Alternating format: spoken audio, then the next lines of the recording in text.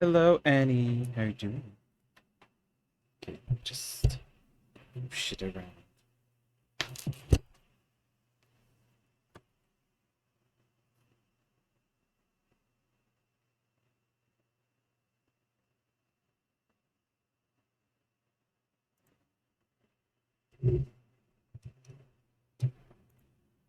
Do you have work today, or is it more chill? That's why you're here.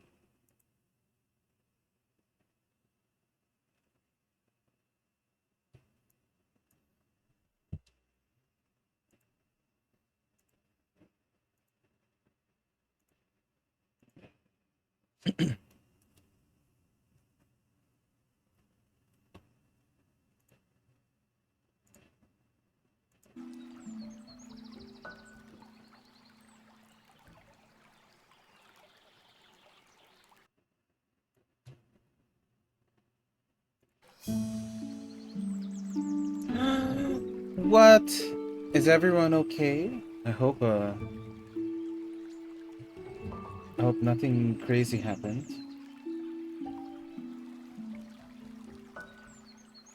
or no casualties. But I'm good. Yesterday I made more stickers designs, and I might have to do some more before I have it printed, because I have more stuff before I go back to working on my game again. But yeah, that's mostly my day. Now I'm excited for this game because I heard this is a really cool puzzle game. Like, I heard that the idea here is you're trying to find out how to grow each plant. That's why I'm like, sounds fun. So yeah, so this is Botany Manor, a puzzle game about plants.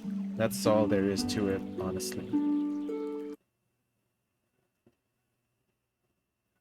We'll see as well if this one I can finish in like one go or two streams. We'll see. Excuse me. Oh, I hope I don't spoil much to you. You'll probably just see the first few bits and then forget everything I did. Good to hear that so many structural damage. So much set. 1890. Oh! 1890, yeah. Lol. I like that that's your thinking about it. Oh, this looks really nice. This looks like Escape Simulator.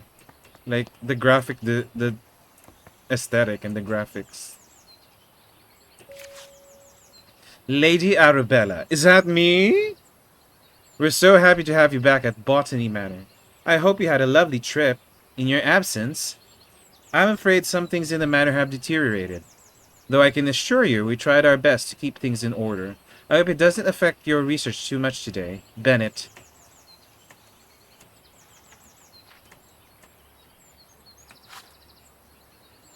Collect parcel. Arabella Green. Botany Manor, Somerset. So I'm Arabella.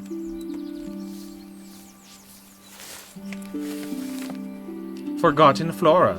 A herbarium by Arabella Green. Oh, I wrote this. Look at me. Mayflower Publishing House. Dear Arabella Green, thank you once again for submitting your book proposal, Forgotten Flora.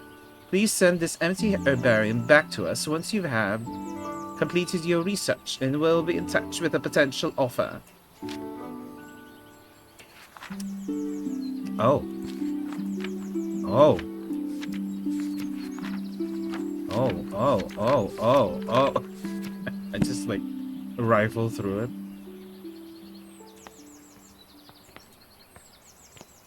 Interesting that we start in the greenhouse, not like by the entrance of a house. This looks really nice.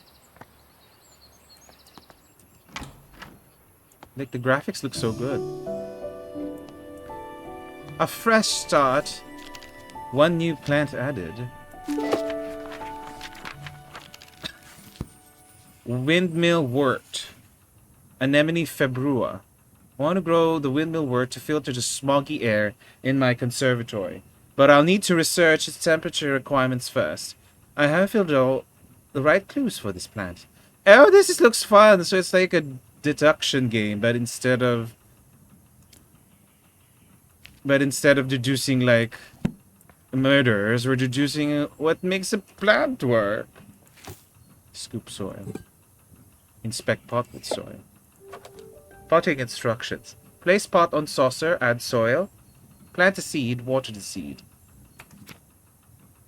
Do I have inventory? Oh.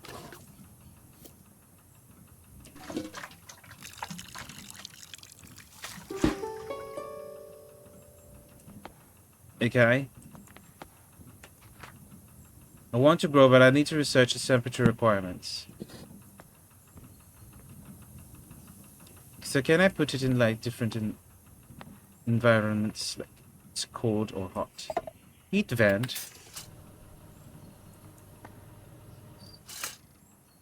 We just leave it there. Postcard from Marianne. Dearest Arabella, on my bike I came across the windmill wort, a flower that only grows in Sicily. Some locals told me that the flower has air-purifying qualities, but due to its bespoke temperature requirements, the plant rarely blooms. Maybe the flower could help with the smoke pollution in your conservatory? Your friend and peer, Marianne. Well, if it's in Sicily, that means it's like a seaside. So it's probably like humid. Important clues get added to the herbarium, where you can assign them to plants. If you're stuck, tracking clues can help you organize and validate your research.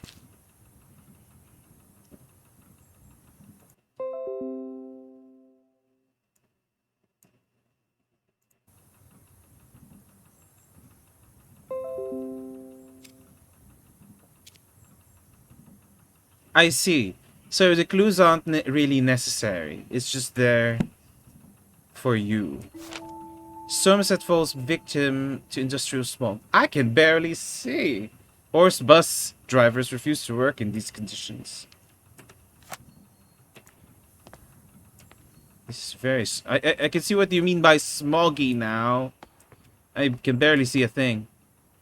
Ideal soil temperatures for Mediterranean wildflowers. Oh, there, Sicily. Oh, but we don't know what kind of flower it is. Oh, it's a volcanic flower.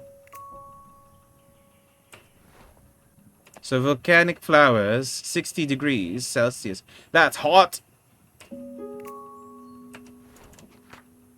So can we put these? Oh, I love it. Oh, I was gonna like, is it gonna tell me how to do it? And I'm like, thank God it didn't. So that means it's 60 degrees.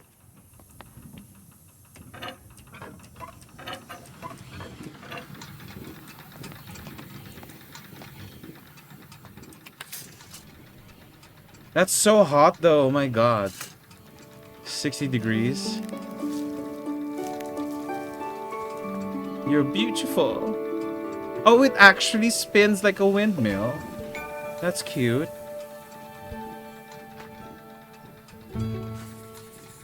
Okay, so once we've grown the plant, we've solved something. That's good.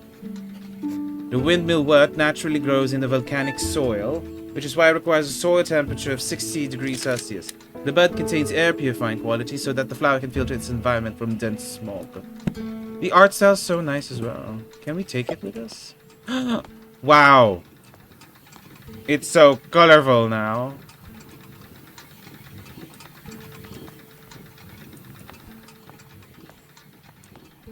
You want the one stained glass? Oh, like this? Oh, this, yeah, this looks really nice. Like, look, oh my gosh, everything looks so pretty now. Now that the smog is gone. Wow, this looks really nice. The graphics really look like Escape Simulator.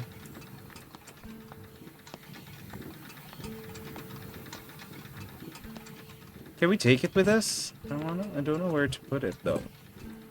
Can we put it somewhere? You know what? I'll just leave it here for now, but if I find a place to place all my plants, I'm gonna place it there. Ah, oh, it's so pretty. This game looks so nice.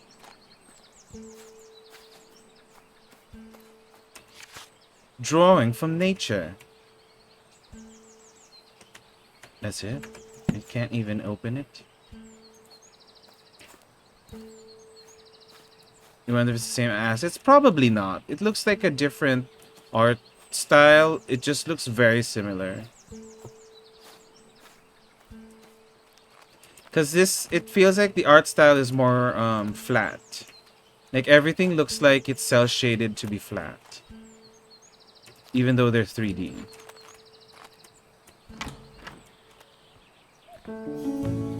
What the hell, Arabella? You live in such a huge place.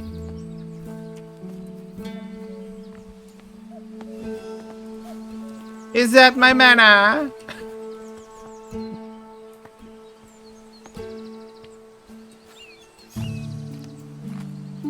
Whoa, everything's so pretty. Botany Manor, home of the Green family.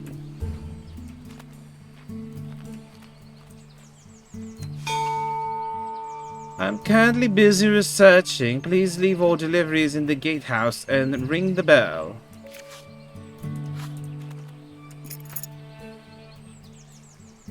Entrance garden, it says.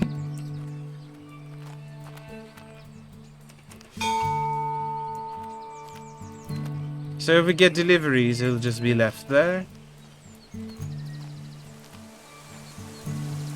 Can we look at how big our place is?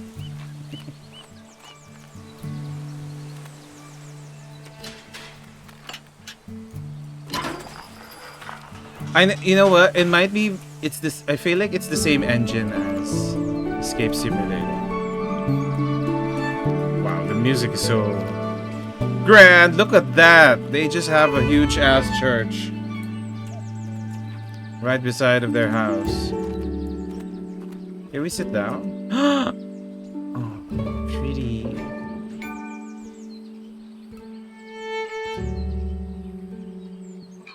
This looks really nice. You know what? It's like Escape Simulator and The Witness. Kinda also has the same vibes as The Witness.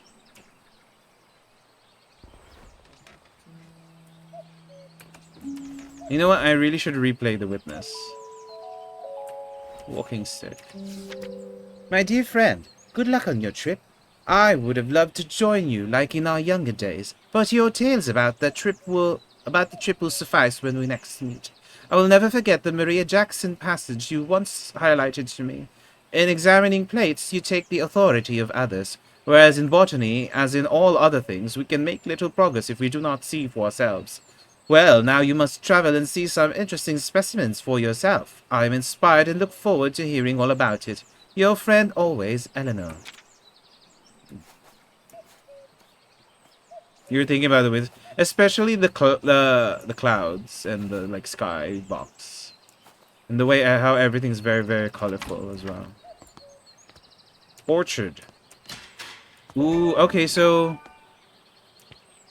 okay, so we're probably gonna look for keys to unlock more places, but it is kind of funny because we do live here, so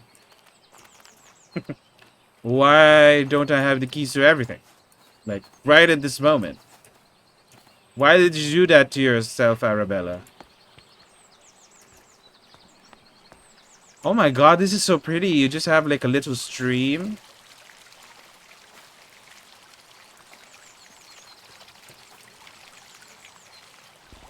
My god. So nice.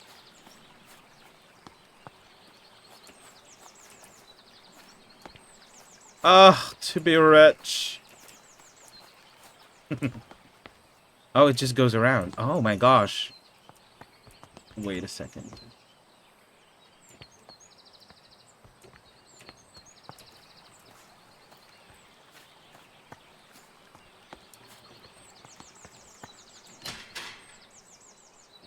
Locked from the other side.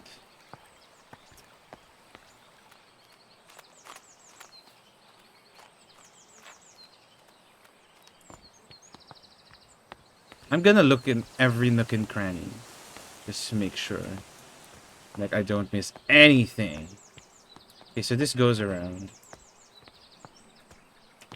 Not the Dark Souls. I think it's so that to tell you that you don't necessarily need a key. So, but maybe this is the Dark Souls of plant-based puzzles. You never know. Oh, there's like just the seeds inventory follows everything. That's kind of cool to know. Quack quack. It's just a duck. Can I place it here? I should have gotten the thing. My dearest Arabella, I hope this letter finds you well as you set off for London on your important trip.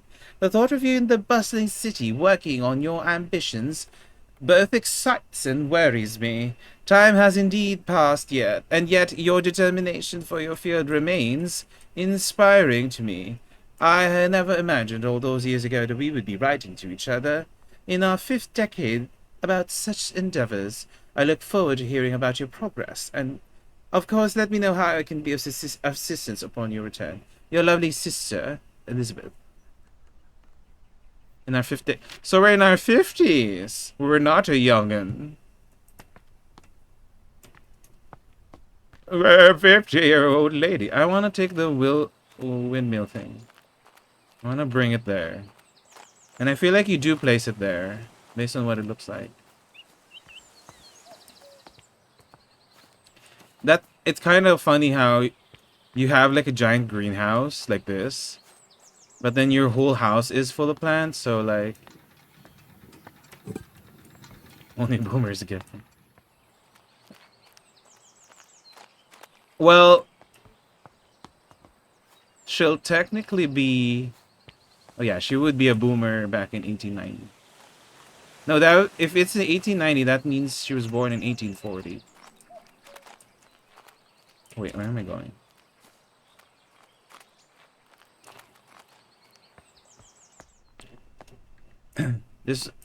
This kind of reminded me of strange horticulture for a bit, but like also not.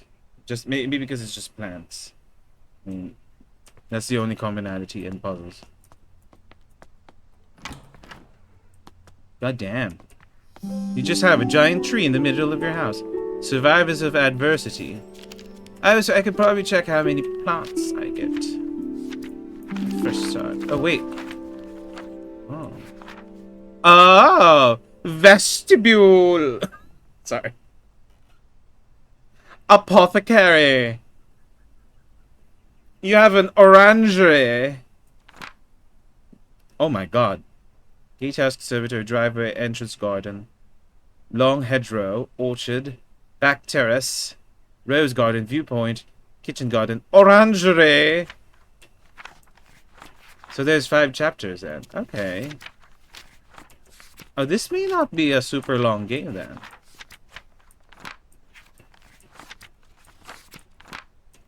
How come some of them don't have...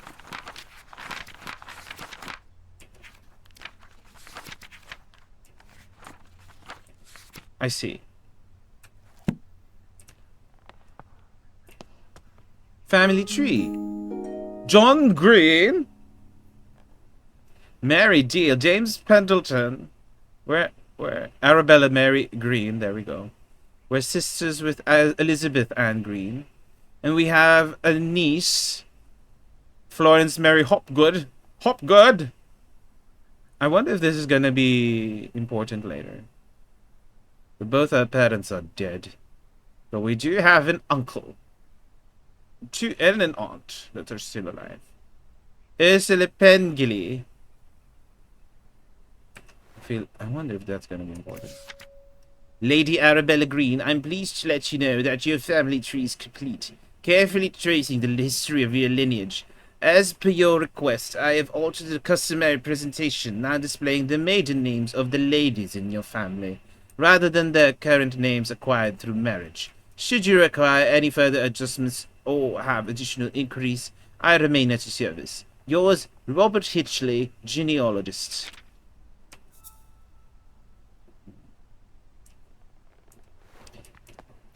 So we're kind of a dowager because since we never married. What the? This man is cool. This tree is wild. It. Why does it look like that though? Is that supposed to be here? Like the way it's growing, I'm not sure. Taunton to London, Paddington, issued for return journey, first class. Elderly discount. Elderly discount? Maybe, yeah. Where is my birthday? What is the year I was born?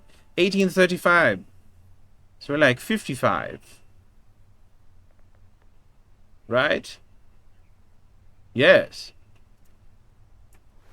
Elderly discount. What? We're not that old. Oh, is this the apothecary? There's so much to look at. I'm like, Fulguria. Ulex fulgurius. Oh, what was the name of the... What was the scientific name of the other one? Anemone februa. I came across the Fulguria when I was caught in a terrible thunderstorm. I'm interested to learn more about its growth requirements. Well-lit photograph. Dark photograph. Blurry photograph. Someone doesn't know how to take pictures.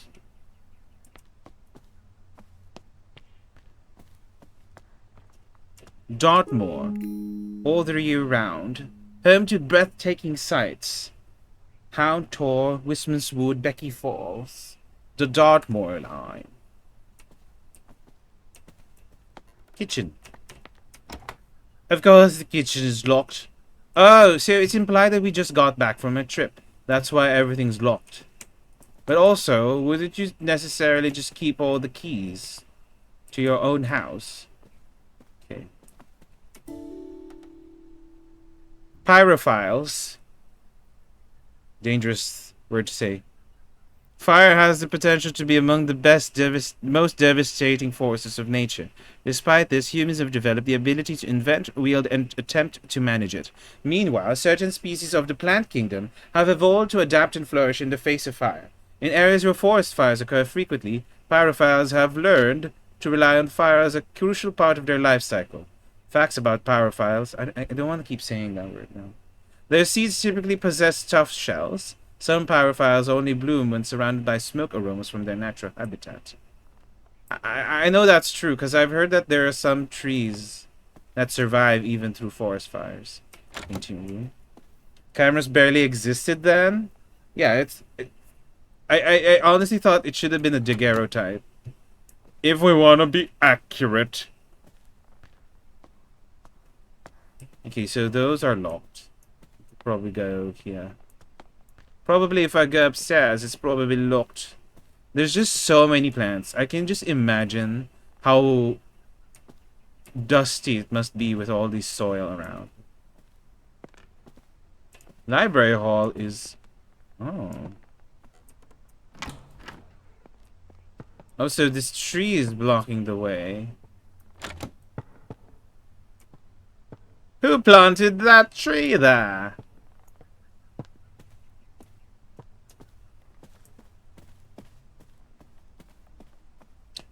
Okay, so we're probably going here.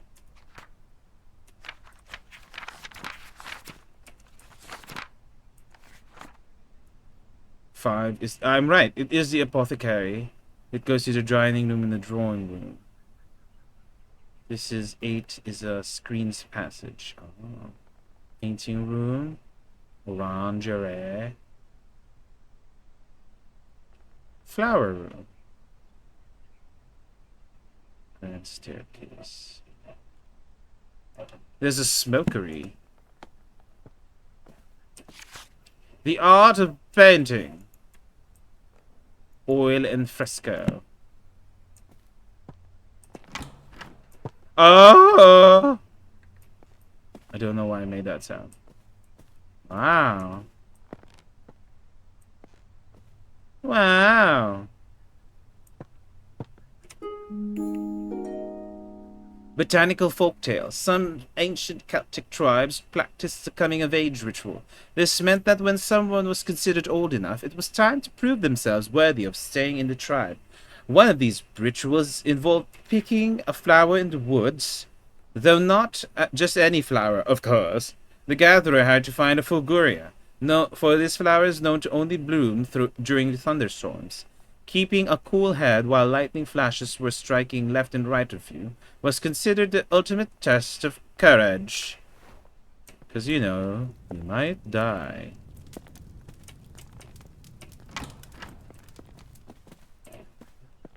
Who left who left the candles lit if I just got home?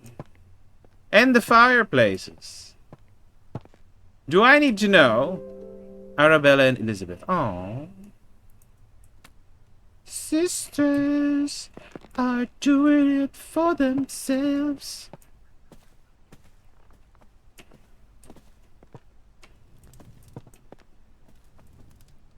This is a nice drawing room. I mean, let's be honest, if this is a very far drawing room. This is a far place to draw on. What did I get? Back terrace. Back terrace? Where is that? Back terrace. Pause. I like the whatever filter they put on, or the texture on the windows. It kind of makes it look like it's painted on, even though it's just a filter through the window. It's like everything expressionist. Flash powder. Oh. Not the show me or back terrace. Well, if you have a shelf back there, it's not a shelf anymore if it's huge enough to be a back terrace. Lady Arabella, these past weeks I have been seeing lots of bright flashes coming from the back room of your house. It scares my cows immensely, as they think a storm must be coming. My milk production has taken a hit because of this, and if you enjoy fresh milk in your morning cup of tea, I would advise you to keep the flashes to a minimum. Farmer Charles. So they're saying we're supposed to use the camera to simulate a thunderstorm. That's kind of crazy. If you think about it, this is almost too much technology for 1890. Let's be honest here.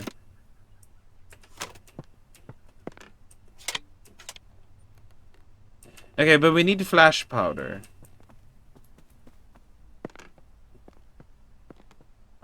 Ah, we can probably make some. Okay, let's make the plant first to place over there.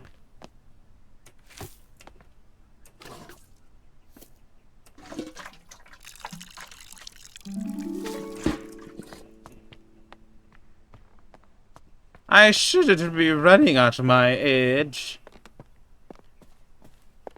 I am 55 after all.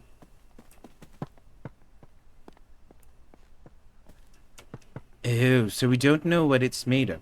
Maybe that vial of the empty one shows us. Ah, there.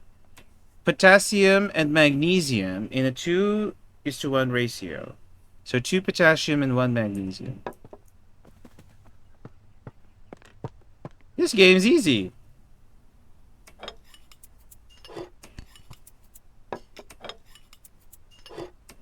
Watch us explode.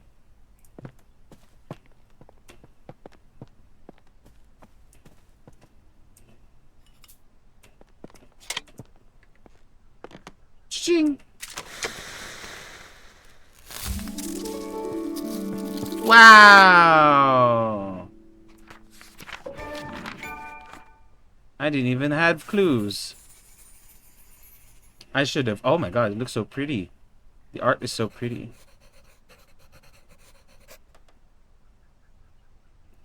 The clues kind of don't matter then, if you think about it.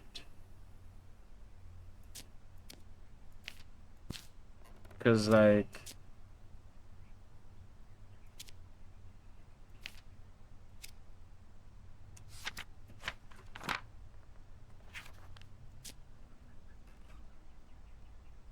Is this all that I have?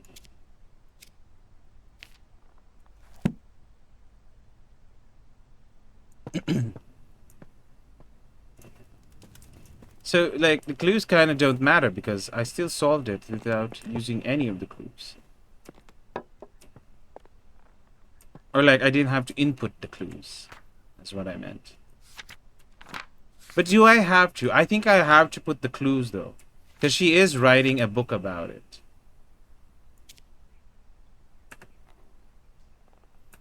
Okay, so I should look for more clues about it. The Fugaria.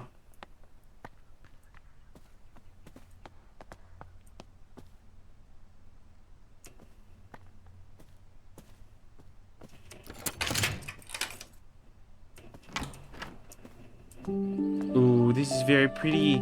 Oh, this looks so nice. Look at that. Look at all those chickens. This is the orangium. This is full of oranges.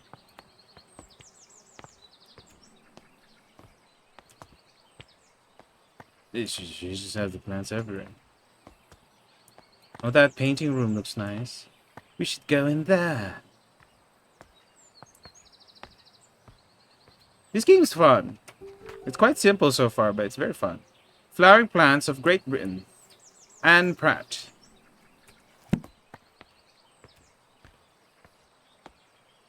I don't know about leaving books around outside. If it rains, it would get wet. My god, this is so big. That poor trellis is like having a hard time with that ivy.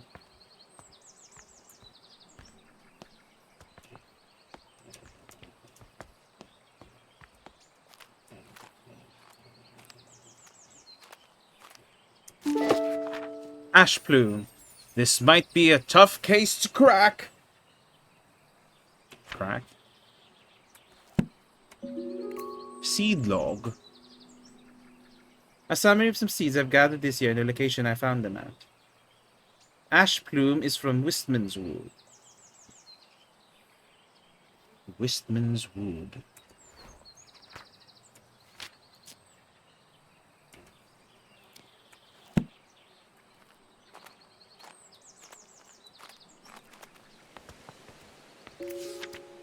My dear friend Arabella, a friend of mine visited the Americas and brought back a pair of fabulous grey squirrels. They are the latest trend in garden decoration. All of my neighbors have sent for them as well. It was a great investment. The two squirrels have now started a big family, and my garden is full of the darling little critters. One thing I did notice is I haven't seen a red squirrel in my garden for some time now. How odd. You must visit soon and see the squirrels for yourself. Ever yours, Grace.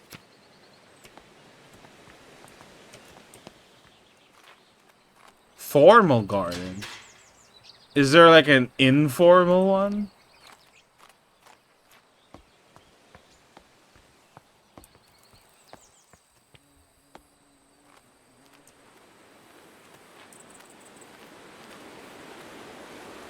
Oh, someone's just cooking out here.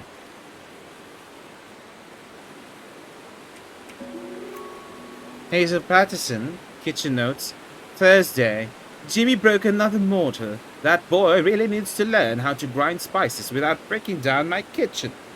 Lady Arabella may not be best pleased with me asking for a new one. The last mortar took years to be sorted. She's so scatterbrained, always off on a fancy research trips. Wow, she just left it here for me to see. Come on. Flour, milk, potatoes, eggs, leeks, carrots.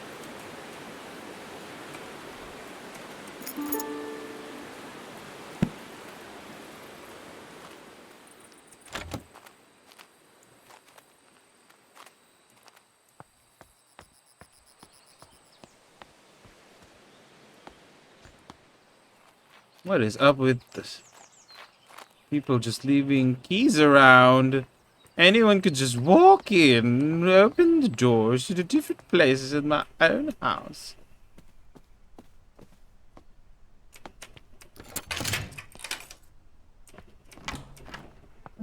Oh, this is a humongous kitchen. Oh.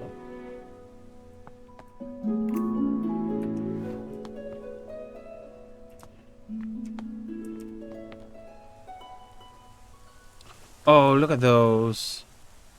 Look so nice. The molds for cakes and puddings. Gifted by Nicholas Owen. Blessed is this kitchen by grace and holy light. May all those who enter find comfort and respite. Blessed is the hearth with laughter and with cheer. May the love shared here be held ever dear. To those who serve the Lord, who seek their sanctuary, remember the year of construction, for this, friends, is the key. That did not rhyme at all. Remember the year of construction. Okay.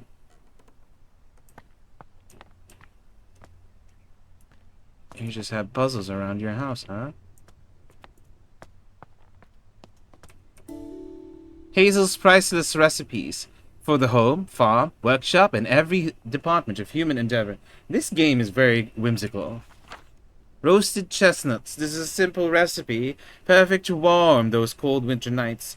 You can use any edible chestnuts. They are easily foraged. The main difficulty with chestnuts is that they have a tough shell, but luckily they're easy to crack open with help of fire. Simply place the nuts in a pan above the fire and wait until you hear a pop. This means that your chestnuts are nicely roasted and ready to eat. Is that telling me to roast some chestnuts over an open fire? Oh, the whole thing with the mortar is to tell us that the mortar is broken. The history of Dartmoor. How the moor was once covered in majestic forests and woods. How easy settlers came to the area and cleared most of the trees for pasture using fire as the method of choice. It promises to be a fascinating story of how the moorland we know and love today came to existence.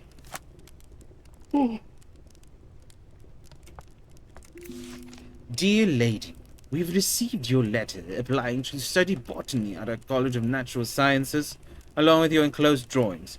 We do not at present and have ever admitted women to study at the college. Botany is a serious science conducted in laboratories and lecture halls. By all means, continue to pursue your hobby tending to your garden and domestic space where it may be appreciated.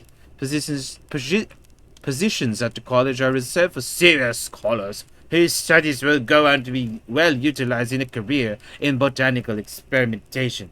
Therefore, with all politeness, we do not offer these valuable positions to amateurs that should otherwise be taken up by genuine academics. Signed, Professor John Aldringham. God. Oh, that's funny. She put it in the kindling box. We should burn it. We should burn it. Oh, that's cool. The environmental storytelling is great.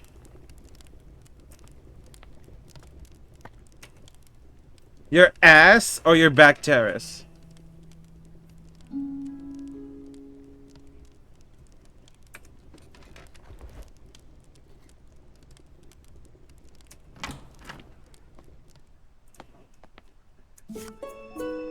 To someone special. Dearest Hazel. Oh, it's for the cook. Dearest Hazel, I picked you some roses from the garden to cheer you up.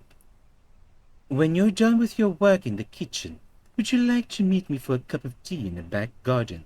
The pond is lovely this time of year. Warm regards, Mr. Bennett. Mr. Bennett. Duck. The ancient oaks stand tall in Wistman's wood, covered in moss they withstood the test of time, though none can tell the sorrows that befell those trees in Wistman wood. Alright! My god, we're still going out. Oh, logs. Wow, they have each type of log.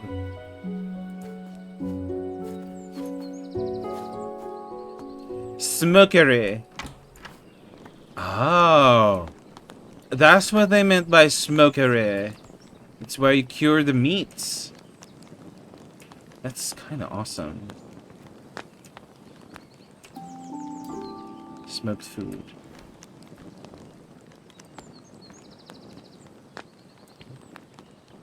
Smoked food. Chapter 4. Home smoking and curing. Using the home smokery. The type of wood to use in your smokery is of great importance, though which one to pick depends entirely on your personal tastes and preferences. Burning wood from different types of tree produces different smoke aromas. This is due to different chemical compositions in each type of smoke and has a great impact on the flavor of your smoked food. So in summary, choose the wood logs with care.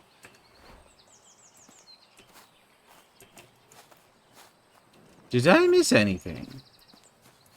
I feel like I did. Oh my god.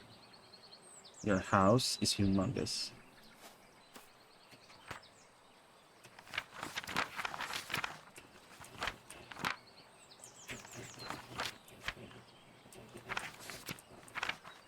They weren't lying when they said Botany Manor.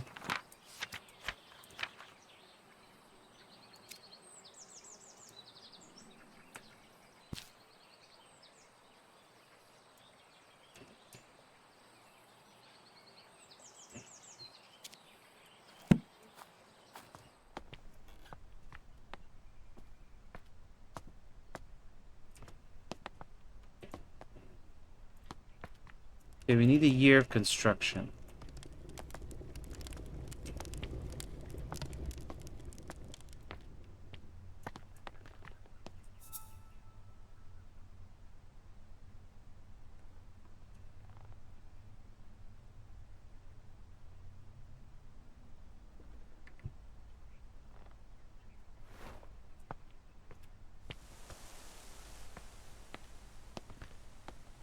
Maybe we don't have to do this yet. Well, for sure, the first one is 1. So it's implying that that leads to the church.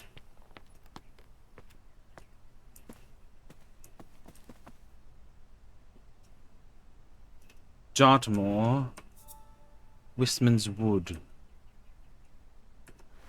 It said that the other one is in Wistman's Wood.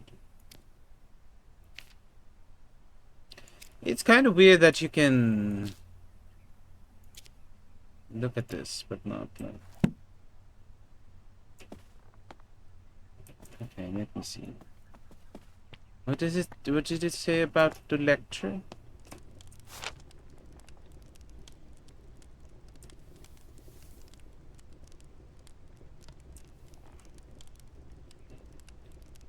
Using fire as a method of choice. Oh, so are they saying that I keep pressing on. The ash plume might be like a fire related one. Not found in drawing.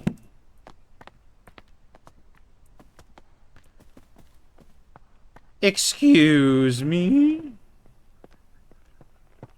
I missed something? Oh, I did. Your new lumen photographic flash lamp. Fill the container with powder, close the container, press the button, capture. Oh wait, we got that. But that was the missing clue for this. Oh, so you do need to find all the clues even if you found out how the plant works.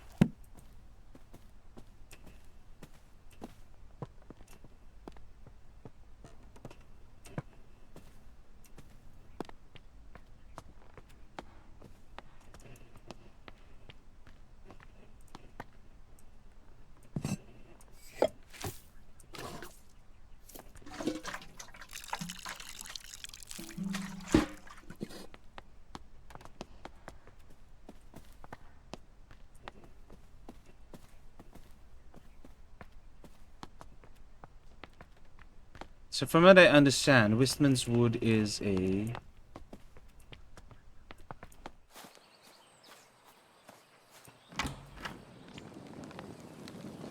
Can you place it anywhere?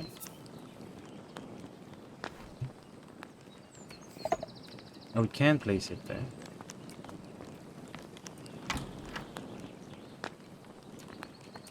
Okay, I need to read the clues.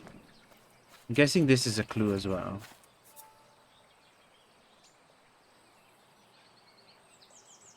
So we need to find out what type of wood would be used.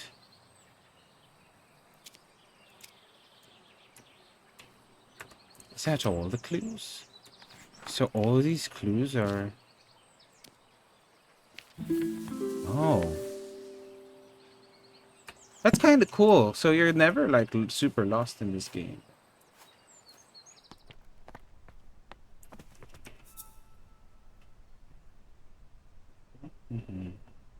None can tell the source of problems. The ancient oaks. Oaks! Oaks! Oaks.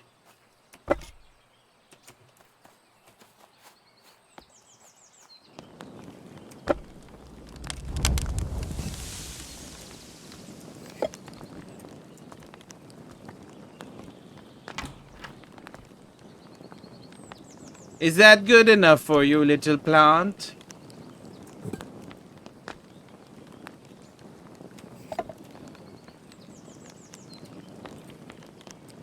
Should I have closed the door first?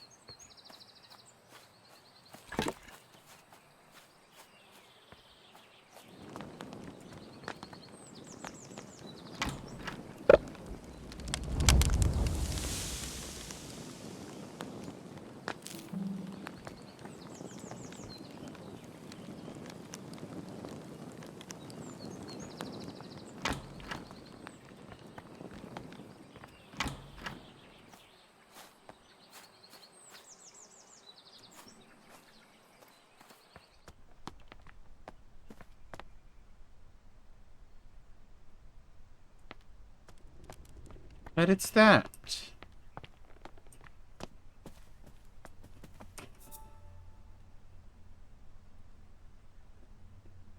Smoke aromas. Oh, do we need to cook the shells as well? Seeds. On fire. Because they talked about how roasted chestnuts also have tough shells.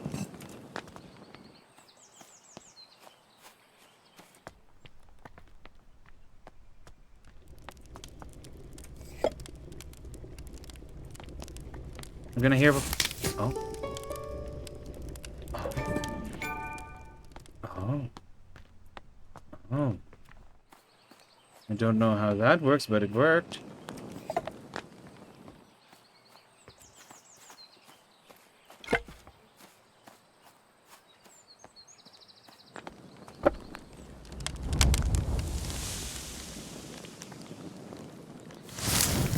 Yay! It's very pretty.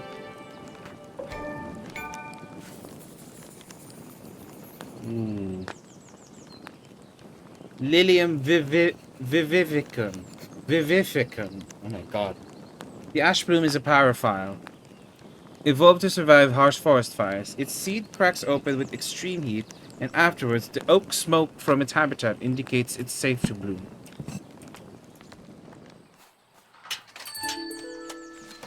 We have a delivery at the gatehouse. Ah, a delivery.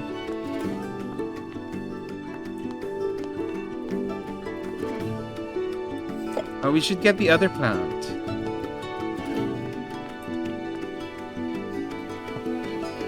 The music in this game is very cute.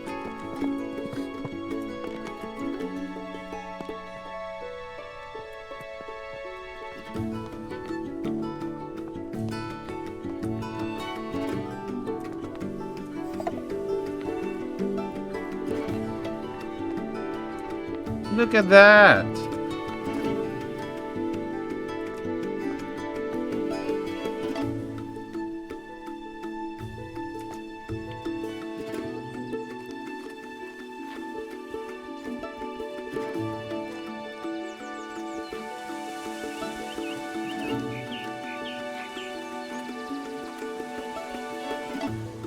game is so cute.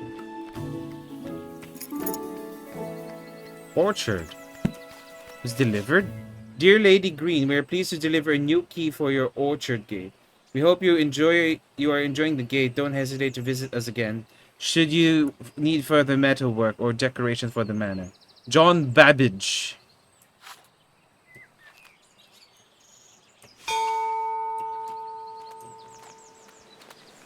Uh, Gameplay wise, that's a pretty cool mechanic. That people just deliver stuff on the right timing.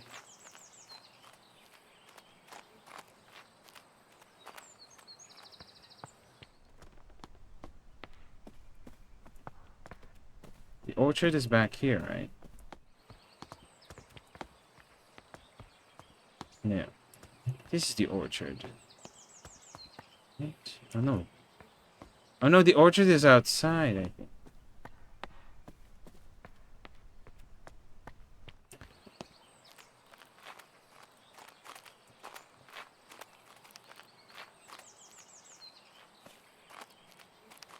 There.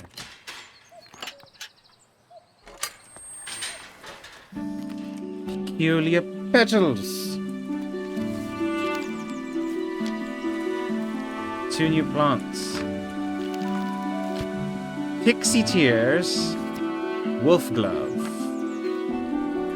Oh, this game might be very short then. I'm already at chapter 3. Unless there's more. Like there's more than 5.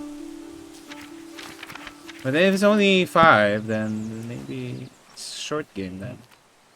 It's very pretty. I'll give it that.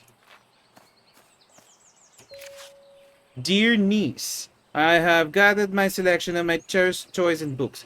Among them, my beloved Piggy. I highly recommend the nursery rhymes. They are charming as well as educational. Though I'll take no offense should you try to put your little one straight to sleep. With all my affections, Auntie Arabella. Oh. The wolf glove? High on the mountain top so steep grows a flower that's hard to keep. Its petals delicate and bright, whistling in the wind with all their might. The mountaineers who climb up high listen for the whistle as they try to find their way amidst the snow to reach the summit, cheeks aglow. With every step they hear it loud, the wolf gloves howl, clear and proud, guiding them through paths unknown to reach the summit and call it home. Ah! Oh.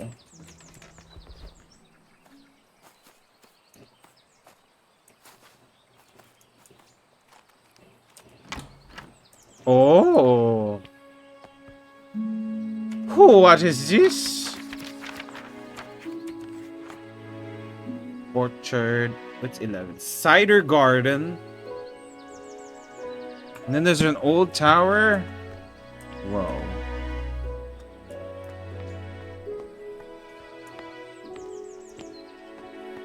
Apples. Cider making and apple blending. Sugar, tannins, and acid values given per single apple.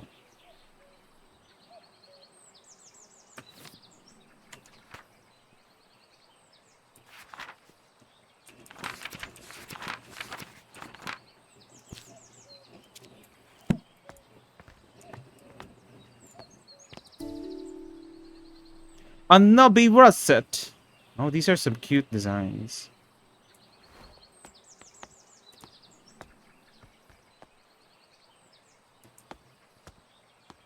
Wow, they just make their own cider. That's wild. Heritage orchard and preservation of endangered apple varieties.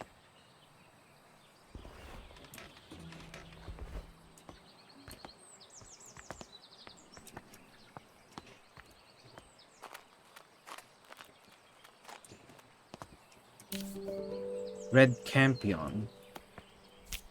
Foxglove. Isn't that a wolf glove? Oh. Primrose. Sponge. Tincture of iodine. Perfect for preparing microscope slides. Chloroplasts. In the world of plants, the sun is the ultimate source of energy.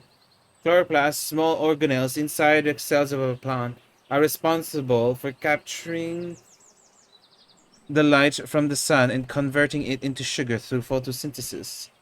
However, not all plants have chloroplasts. Some plants rely on organic matter for their energy and do not photosynthesize.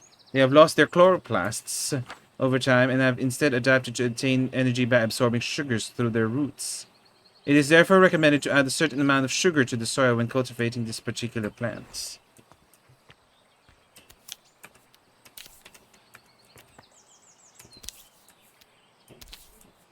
Pixie tears. They don't have chloroplasts.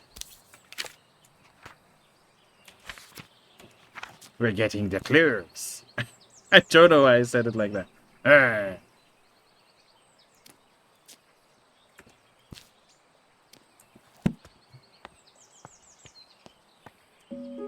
A puzzle?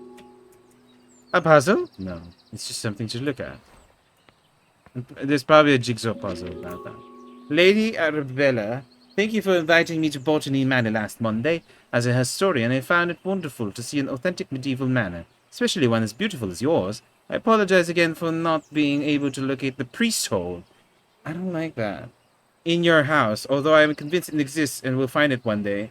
It won't be easy, they tend to be hidden well and sometimes require elaborate mechanisms to be opened. Kind regards, Professor Pennyworth. I don't like what it's called. An illustrated history of England about priest holes. Back in the Middle Ages, during the reign of Queen Elizabeth, all Catholics were persecuted by law. Therefore, some households built secret rooms in case they need to hide a priest that was visiting their family home. Many of these so-called priest holes were designed and built by Nicholas Owen. Only the owner of the house and Nicholas himself knew about the location. Because of this, it is thought that there may be many undiscovered priest holes throughout England to this day. You should really change the name.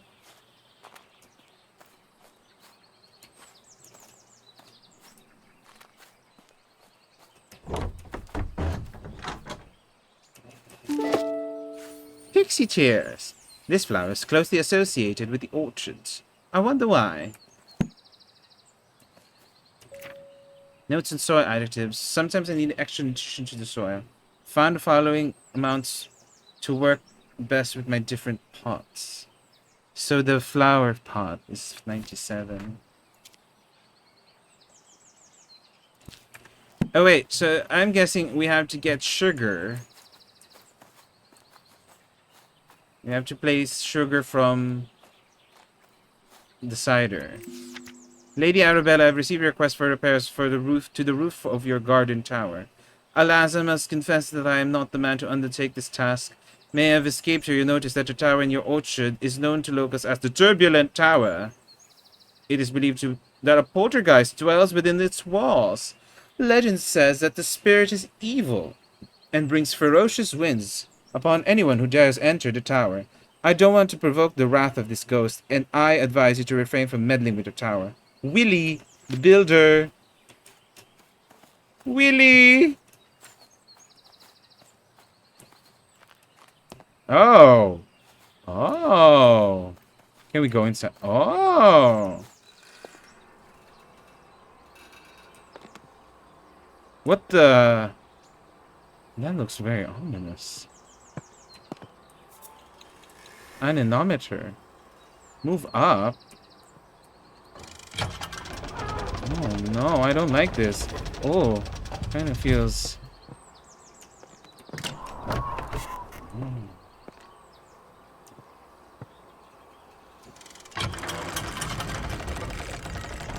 Interesting. It's gonna be a cool puzzle, I bet.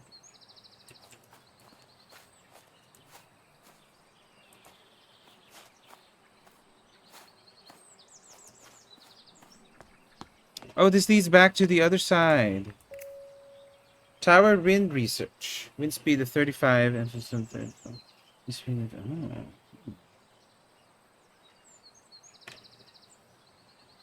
I think 3D is supposed to be third, but they wrote it wrong. Is there more tests? Somehow my anemometer broke. I hope there isn't a poltergeist in the tower after all.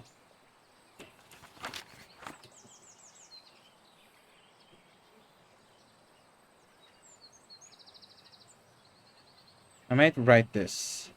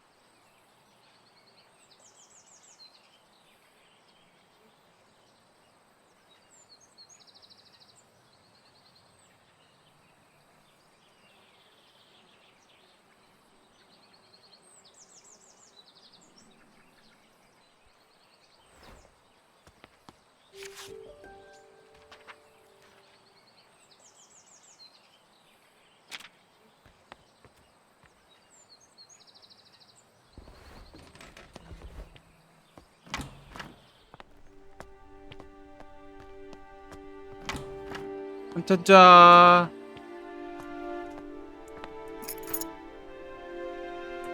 Painting one. Lady Arabella, as you can see, the staircase of the orangery collapsed in your absence. I've already written to the builder in the hopes that we sort it out. Though, as you know, he can be difficult to pin down. I do apologize for this getting in the way of your research. I don't suppose you can find another way to the bottom level, as we can't go down through the orangery. Envelope with stamp from Natty Golding. Natty. Dearest Arabella, we've made it to the Alps. We are so sad that you couldn't join us at this time, but we understand you are busy creating a herbarium. Yesterday we were lost on a hike until we suddenly heard a strange whistling tune. We followed the sound and soon we discovered it was coming from a tiny flower. If only you had been there to tell us what kind of flower it was. Your loving friend always, Natty. What a name.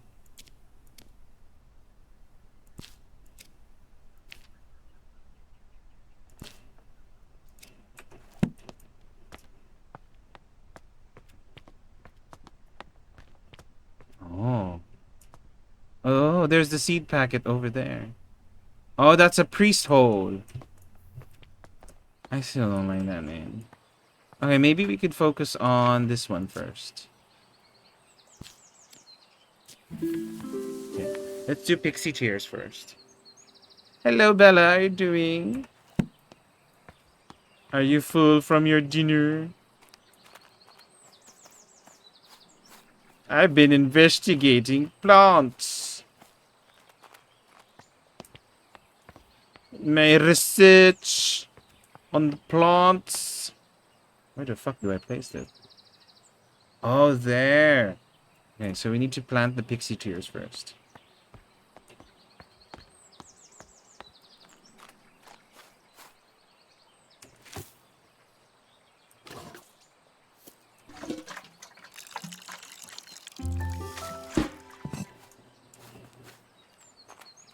It's so tiny.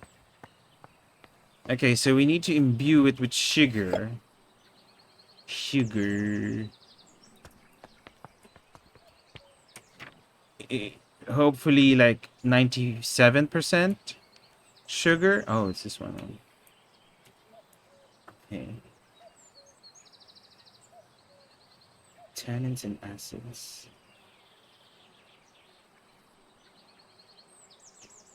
Okay, so it's a math.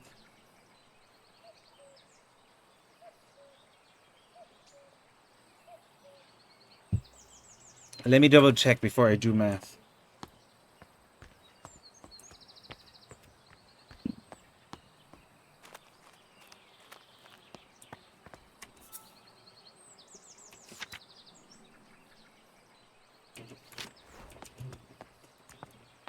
Oh, we can look through here.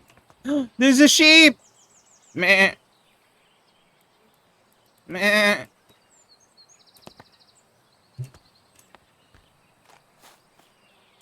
I don't know why I got so excited.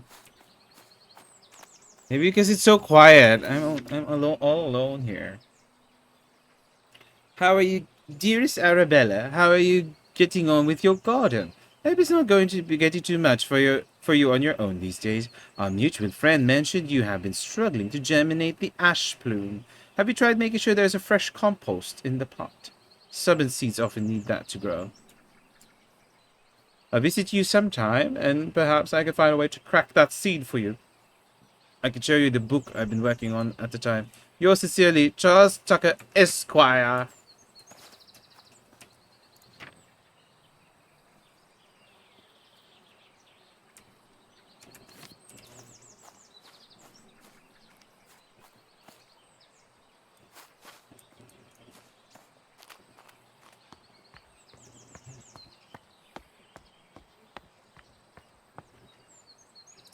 Okay, I think now I have to math it out.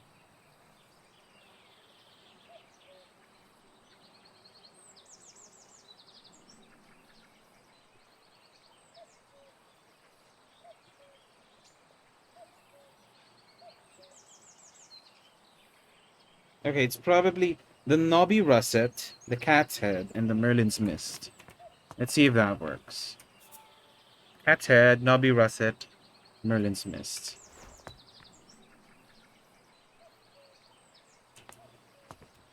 Yes, I really like the cereal bowl you made. I still think that's the best one. Cat's head.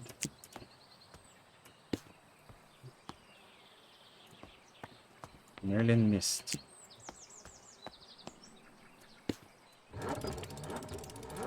Now to die. Hey! Oh, that's what it looks like. Oh, butterflies.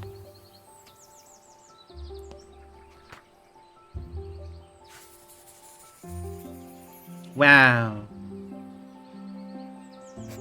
The pixie tears Oxalis phasma. Pixie tears no longer contains chloroplasts, which are organelles responsible for photosynthesis. Instead, the pixie tears obtain sugar through their roots, which is commonly finds in the apples from orchards. It's supposed to be found. Someone did not correct their grammar. Oh, there's more butterflies now. It's coming alive. Okay, we need to go to the painting room now to get more information. So I'm gonna put this in the flower room. Let's put it here.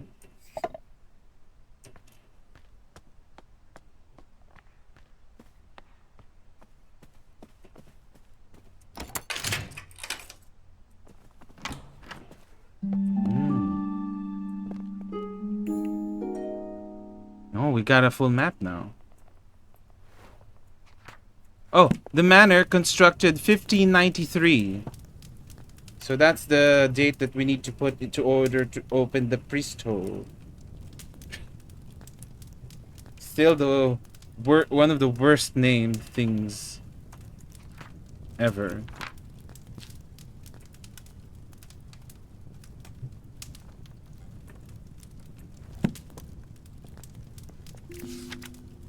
My dearest Arabella, in gardens fair, you grace the scene in a flower rare. Your presence beams with radiant light, a lily's charm so pure and white. Your hands like petals soft and fine, In tender touch a love divine, and in your eyes a brilliance glows, as daisies fair in spring's repose. Oh, how I long to have you near, to cherish you, my heart sincere. Like roses freshly cut you'd be, the trophy of my home with glee. Who wrote that?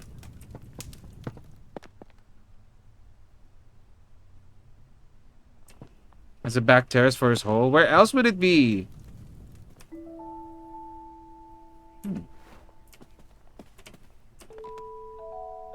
Meadow Orchids Research Team 1862. Professor John Montague, Anne Montague, Robert Brown, and Arabella Green. Aww. Dear Miss Green, your research proposal on the structure of coastal plants was of quaint interest. We have no plans to fund a small project like this, but perhaps if you are set on the botanical fieldwork, you might assist Professor Montague in his work on British meadow orchids. I'm sure your natural aptitude for domestic duties would be much appreciated.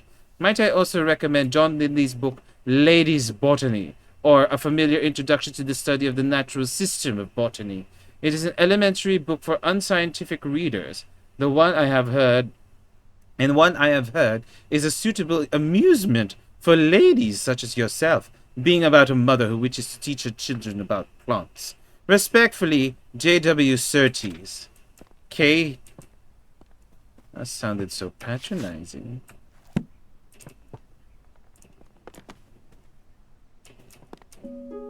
Symbology. The study of Wombo. Oh. Agnus Dei. Catholicism. I think that's supposed to be the sign that if you still haven't gotten the point with the priest hole.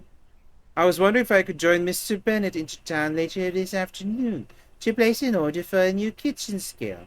The one we have is rather ancient, and I'm afraid it's not suitable for measuring flour to make my delicious scones. If you could let me know after your decision in the afternoon, it'd be lovely. In your service, Miss Patterson. It's basic. The game is like, if you still don't get it, the scales in the kitchen is important. I mean, I've told you like 700 times, it must be important.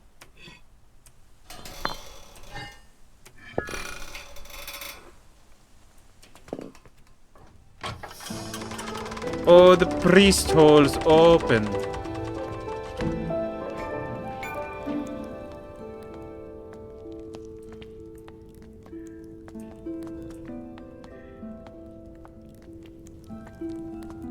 Also, it leads to the orangery? Oh no, it leads to... Duck. My lord Green... Green? Thou hast ventured mightily in granting my refuge within these walls, and for such favour I remain eternally indebted to thee. The cunning of little John in his establishment of this sanctuary doth inspire awe. A saint he is to our brethren and sisters who have sought refuge from the harsh rule of Queen Elizabeth and King James. Pray, extend my gratitude unto thy cook for the sustenance provided, a welcome respite from Brother Michael's oft-repeated fare of leeks and potatoes. With the most earnest of thanks, I entreat that this missive shall not mark our final communion, and that our faith may endure unbroken. Yours with devotion, R. Blonde? Blonde? That's a name. So it does go to the orangery. No worries, Bella. Enjoy Lurk. I'll be reading a lot anyways. The game is very pretty. Lady Mountaineers Club. They're going climbing in skirts. Yes, Luke's and potatoes. I'm one of them.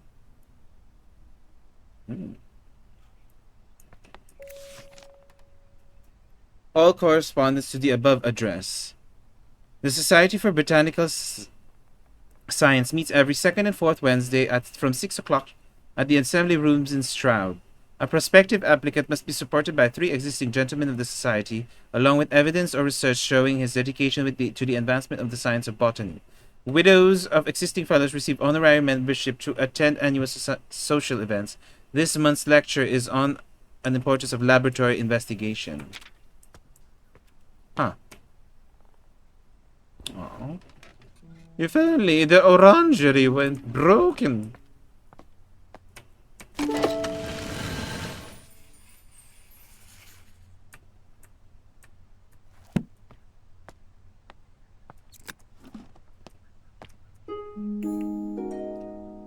30th of July, 1862. Today marks the beginning of an intriguing adventure as I joined Professor John Montague, his wife Anne Montague, and fellow botanist Robert Brown on our field trip to study British meadow orchids. Everyone's enthusiasm for the subject is infectious. 3D. Why is it always 3D instead of 3rd of August, 1862? Today, Professor Montague gathered all of us to examine a southern marsh orchid. Though upon arrival I noticed it had much more hooded appearance and could be a new species entirely. When I pointed this out, Professor Montague laughed and explained that he was simply testing us. Okay. Rude.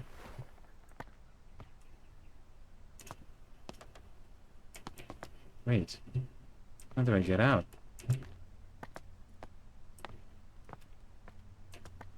Oh, repair.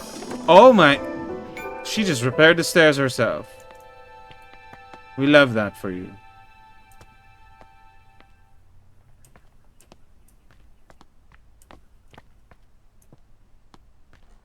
Who knew this was a Metroidvania?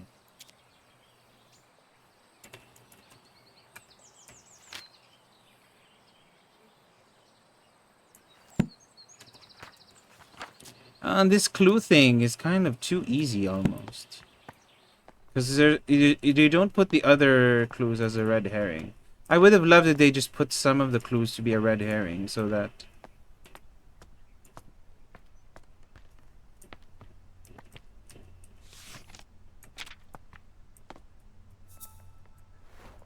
So that there's at least a sort of, like, no...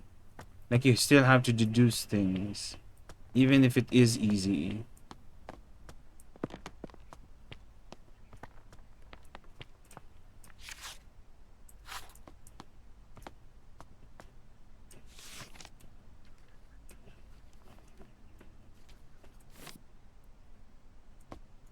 It said the missing clue is in the orangery.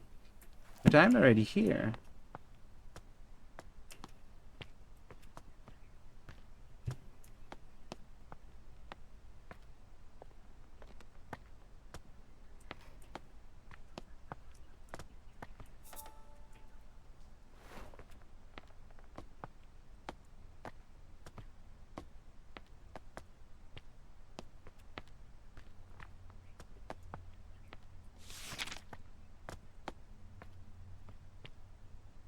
Hello?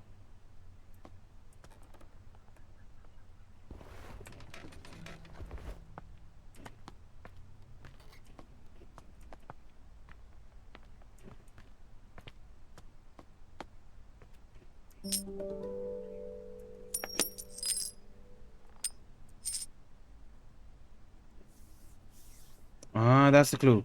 Weisshorn, Switzerland. Because that's where the dude Natty was climbing. Because that's why the envelope was important. I get it now.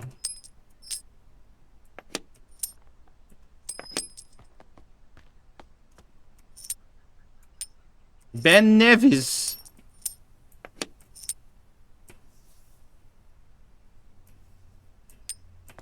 Grindelwald.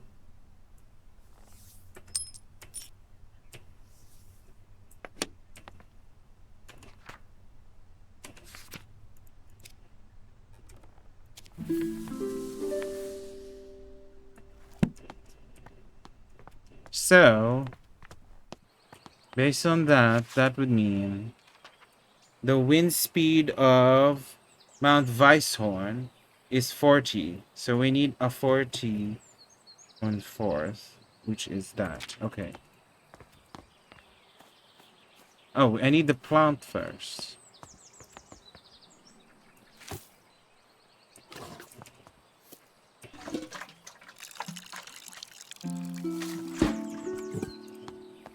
So it's supposed to howl like a wolf. due to the fact that the wind is so fast.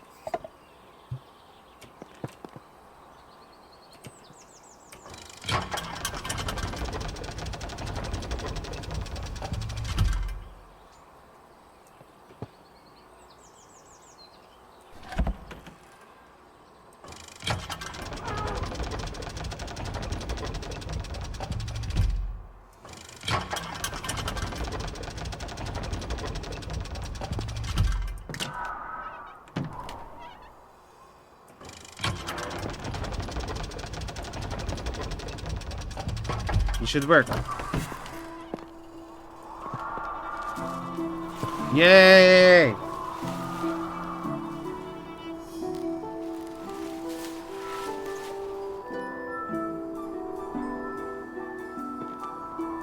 It does sound like whistling.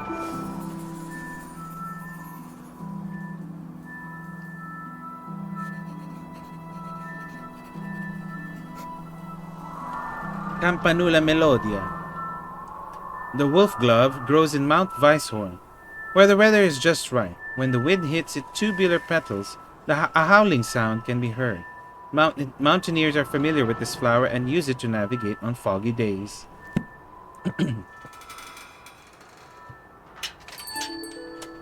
Another gatehouse delivery.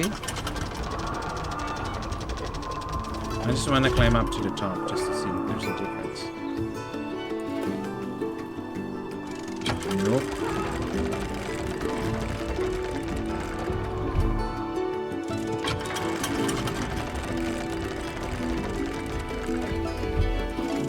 Oops.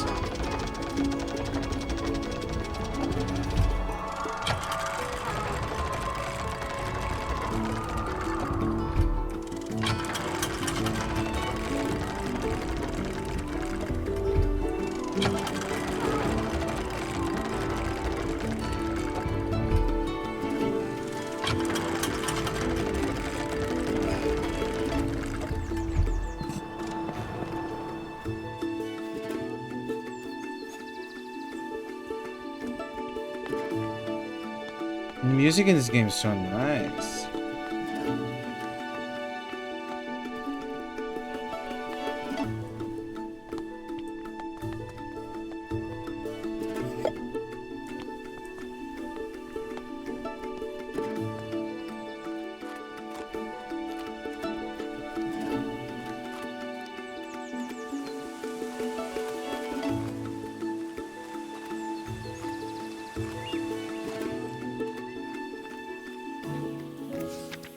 Dear sister, I'm so glad to hear you have returned safely from your travels.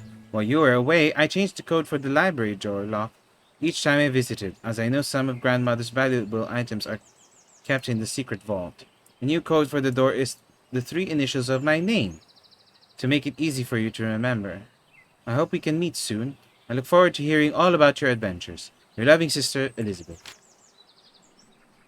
So she just sent it as a letter?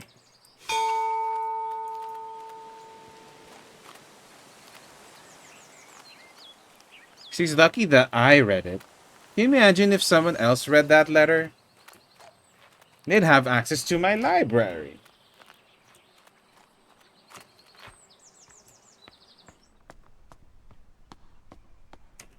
So, Elizabeth Ann Green.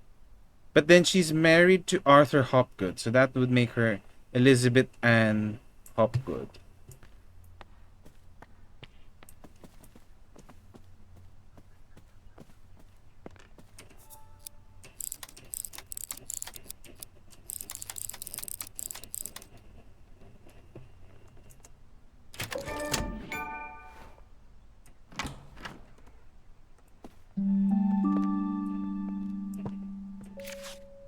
Thank you. Dear Lady Green, thank you for the kindly for the flower books you sent from my daughters. To this day, they still show an interest in learning more about plants and painting. I'm keen that my daughters have access to a good education, so I hope you don't mind me putting it upon you that you might be able to teach them somehow. Your dedication and knowledge seems so rare and inaccessible elsewhere for young girls like mine. I hope you will consider my proposal. Sincerest regards, Olive Campbell.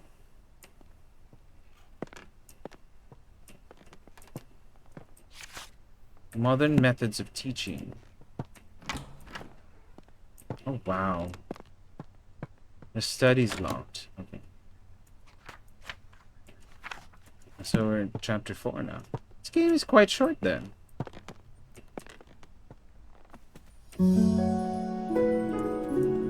Ooh, library. Oh, it's not a church, it's a library. Oh, well, it used to be a church, but she turned this part into a library. That's so beautiful. Gorgeous. Just like you are. Wonders of the night sky.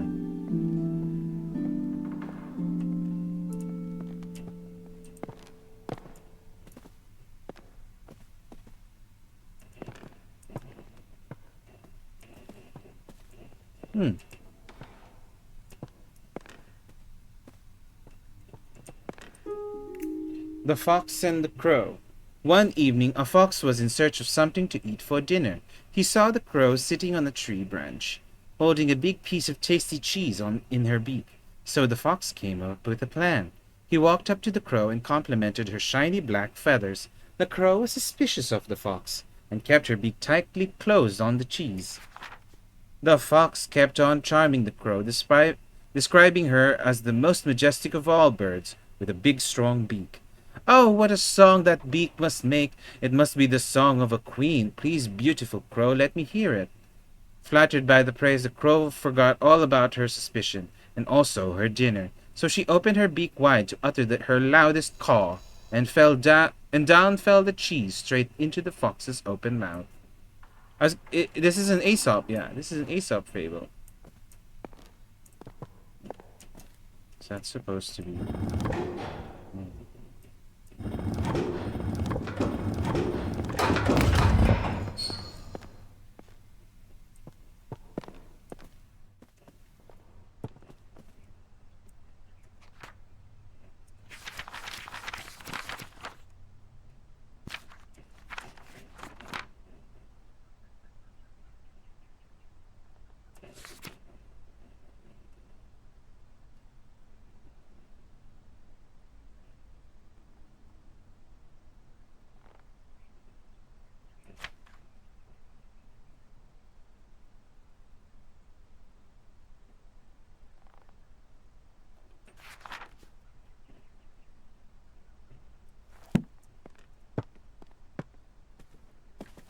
Wow.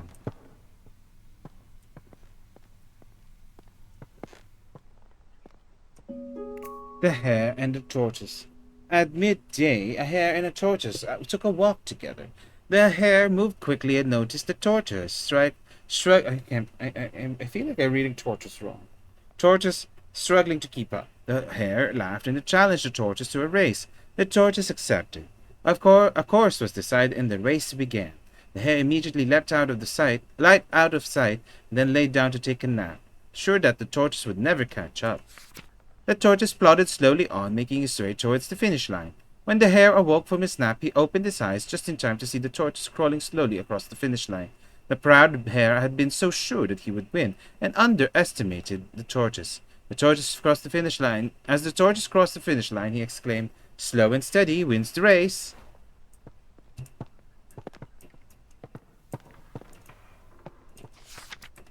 The rising sun.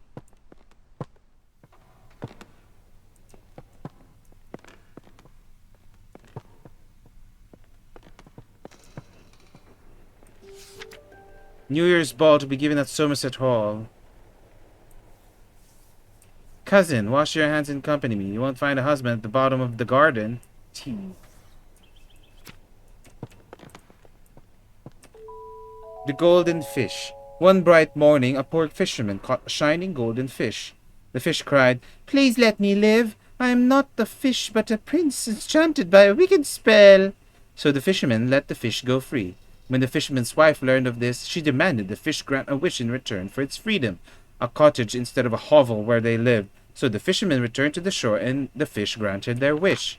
But the wife was greedy and demanded riches, a palace, and servants. All the while the ocean became darker and the shore was black with dirt. Finally, the wife wished to be so powerful that she could grant wishes for herself.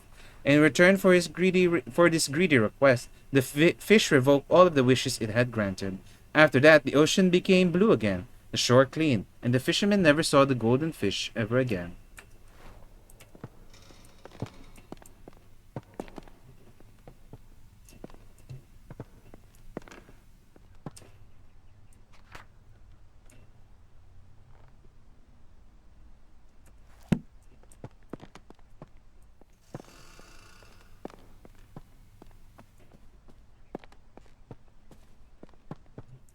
So now what?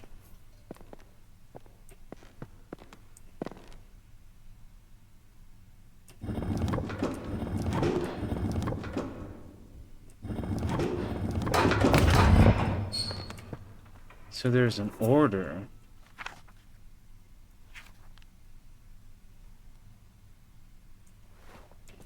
How will I know? How will I know? Is it the candles? That's 2 candles. 1 candle?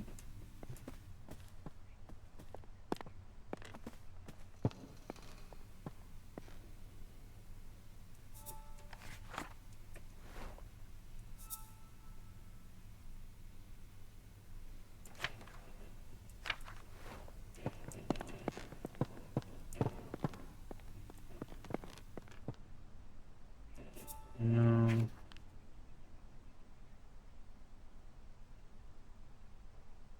Oh, at midday, the rising sun. Oh, this is a very smart puzzle. On one bright morning,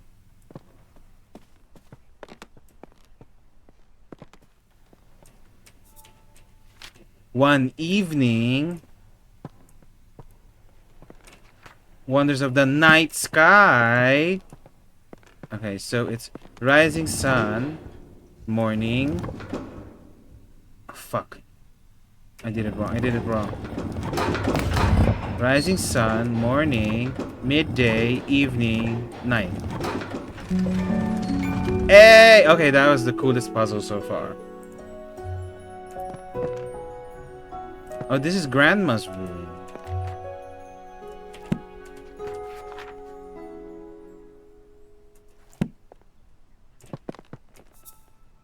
Sunset, 25th of June. Blue, purple, orange, red. Huh.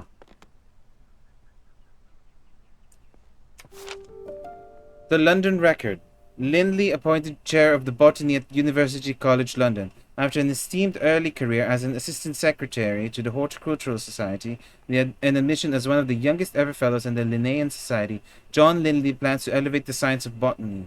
He spoke this in his inaugural lecture.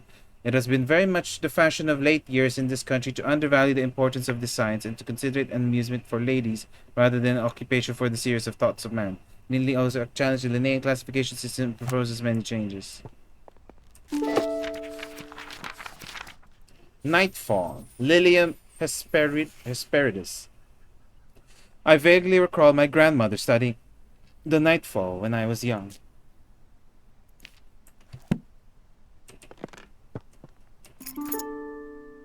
Study.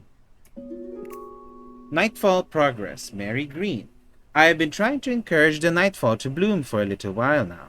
I am determined to prove it's far more than just a myth. So far, I have deduced that the flower opens at sunset, and only during a particular time of year. When exactly that occurs still remains mystery to me. I shall plant a few more seedlings tomorrow to continue my research. Task for this month. Monitor nightfall seedlings, rose planting list. Collect field samples, seed collection. Grandma's research.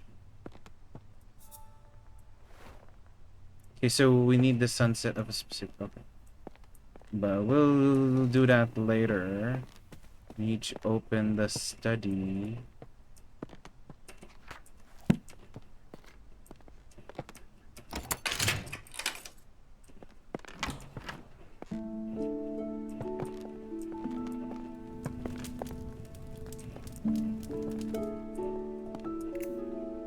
Tree diseases. Red tree pox. If a tree is infected with red tree pox, Many small red spots are visible on the bark. It can usually be cured by adding fertilizer to the soil of the tree. Hypoxylon. Hypoxylon causes black patches to form on the bark of the tree and is usually a sign that the tree is lacking in hydration and won't stay alive for much longer. A root parasite. I think that's what's happening. The root parasite is a fungus that forms purple rings around the bark and roots. The parasite leaches the nutrients that the tree retrieves from the soil. It eventually causes the tree to dry out and lose all its leaves. There is currently no cure. Bark rust is the disease that isn't very harmful to the tree. It usually causes excess hydration, too much sunlight. Sapphire gloom. Judging by the name, I don't believe this to be an edible mushroom. Pisatharella coerulea.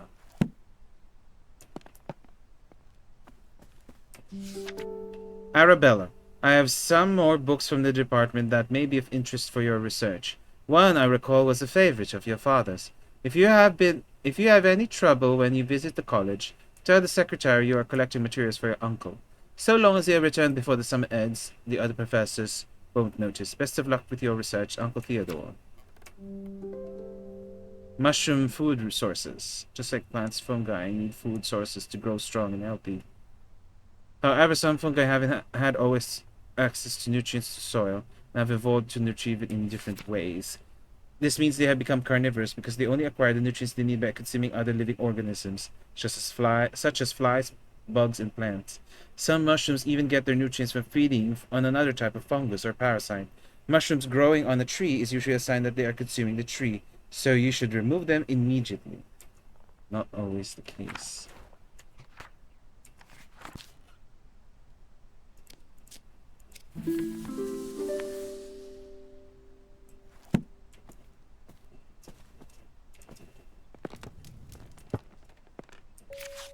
My dear friend, I have been pondering these last weeks what could be the best way to see your remarkable flora reach the wider world, since it is so seldom we are able to see our work published. Considering your uncle's reputation in the scientific field, have you considered asking him to publish your herbarium under this name? It may not give you the recognition you deserve personally, but it would be a way to reach your goal of adding to the scientific record on botany. Do consider it. I would hate for such important research to stay hidden away. With warmest regards, Anne. Oh, that's so sad when you put it that way. Meadow Orchids of Britain, Professor J. Montague. Oh, so that implies that Anne's research on orchids was written under the name of her husband. Because they couldn't publish a woman. Of course they didn't. Of course they couldn't.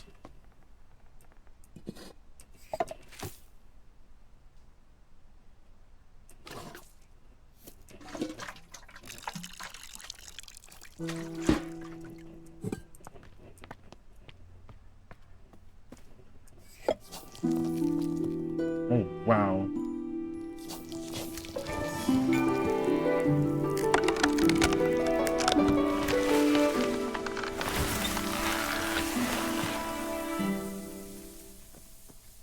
Well, that's kind of crazy. The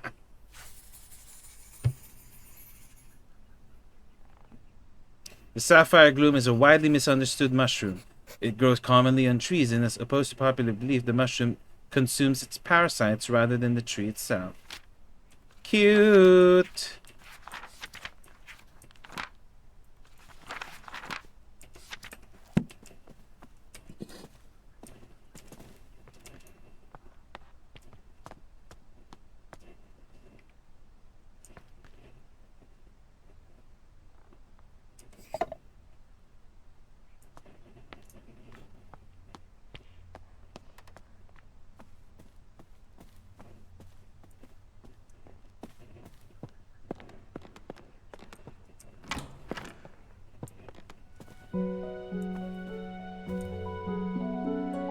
Trap Fair.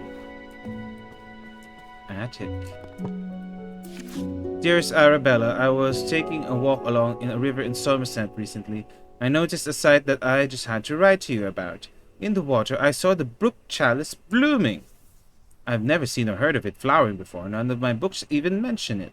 It was so beautiful. Do you have any idea what would have caused this? Ever your friend, Edith. Brooks chalice.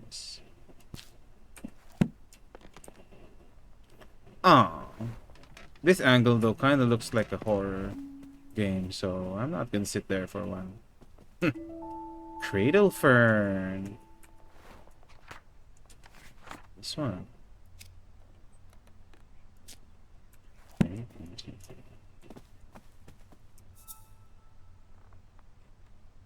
That looks like this one.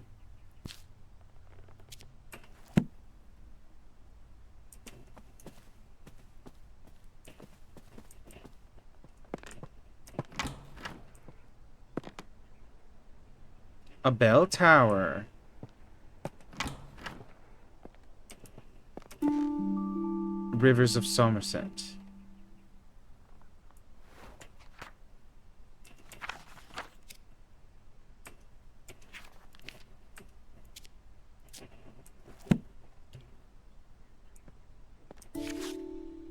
Dearest Arabella, I am writing to share with you an exciting discovery I have made in my botanical studies. It turns out that some plants are particularly sensitive to sound and seem to thrive when exposed to music or melodies from their natural environment. I hope to share more of my findings with you in the near future and would be delighted if you could join me in my research. Your sincere friend, Marianne.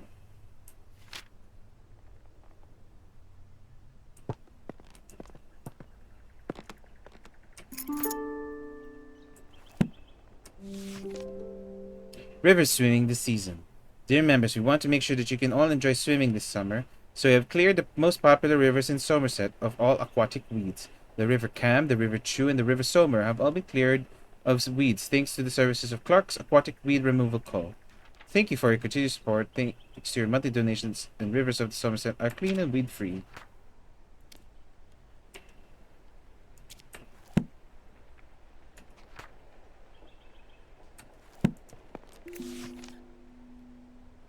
It has been brought to our attention that the factory of Barton Ironworks have been illegally dumping scrap metal in the rivers across Somerset. These rivers are now polluted with rust, making them unsafe for swimming. River Cam, River Somer, River Chew, River From was also affected by the waste, though oddly the river is completely clear of rust pollution. We're still researching what led to that effect.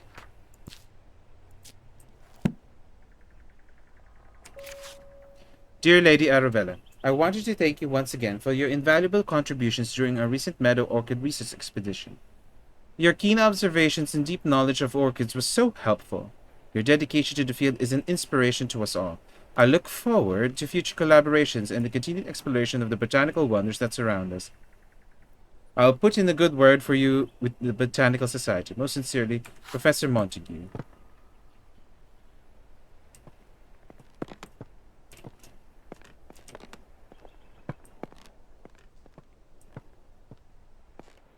Mmm. Bird calls.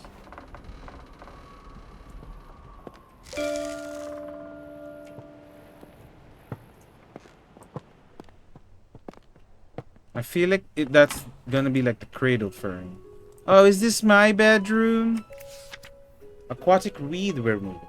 Do you have a pond? Do you want to swim in it? Is it covered in slimy weeds? Also, brook chalice is a weed.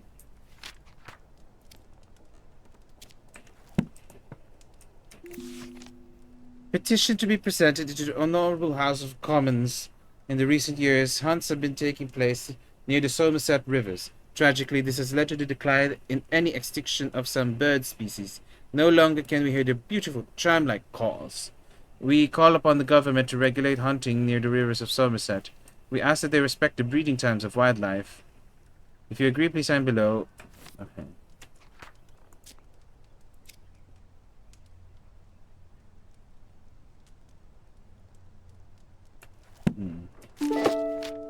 Cradle fern.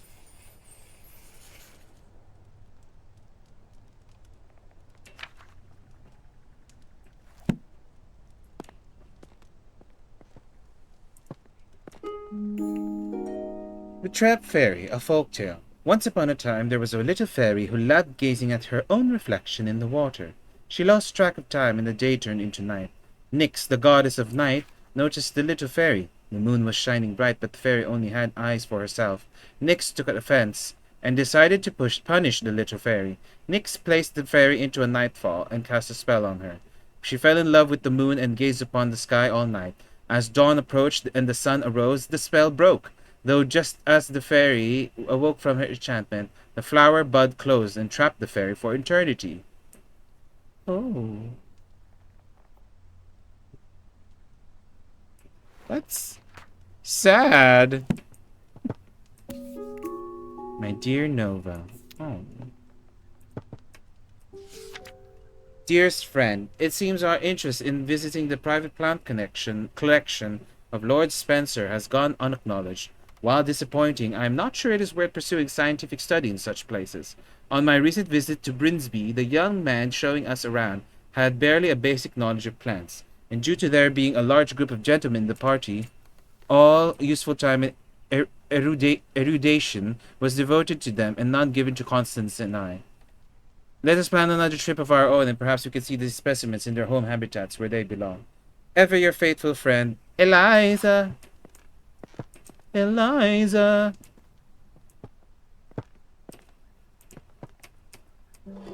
Tincture of red clover.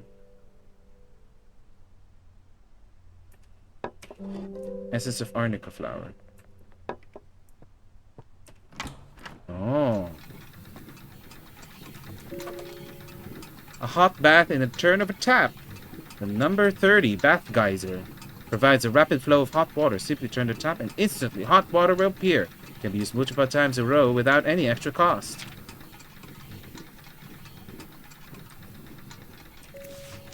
Wilson Plumbers. Dear Arabella, here is your quote to repair the geyser in your bathroom. The cost might seem high, but trust us, it's a complex job best left to the professionals. Have a nice day. I'll fix it myself.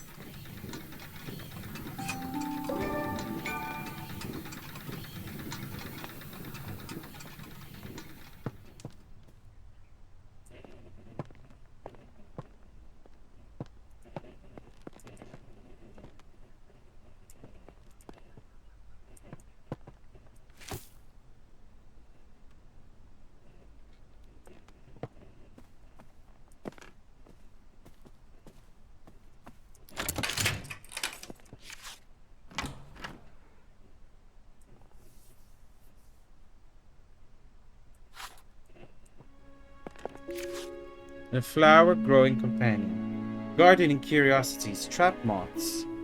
Sometimes a moth can become trapped inside the flower blood if it closes in the morning. The moth is then forced to use the flower bud as a resting place until it opens again later. Some flowers only bloom for short periods during the year, so if the moth is unlucky, the flower bud won't open again until many months later. Yo, that's kind of sad. Moth spotting calendar. I'm thinking the moth goes with the nightfall.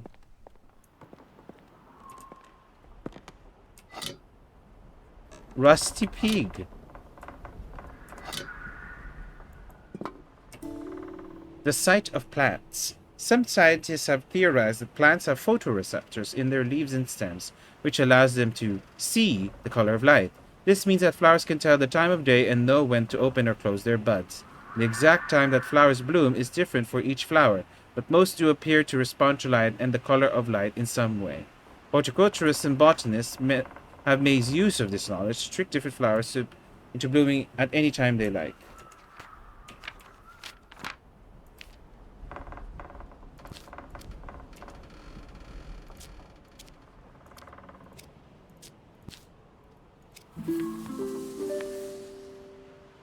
Okay, so the moth thing. Oh, it probably shows us a moth. Okay, so that's what the tramp fairy looks like. The garden tiger moth. Then we look at the garden tiger moth.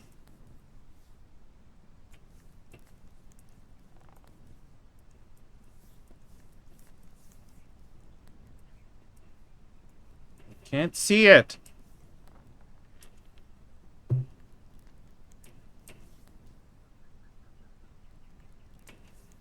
Garden tiger, September. Is it just September? It is. So September. Do you remember?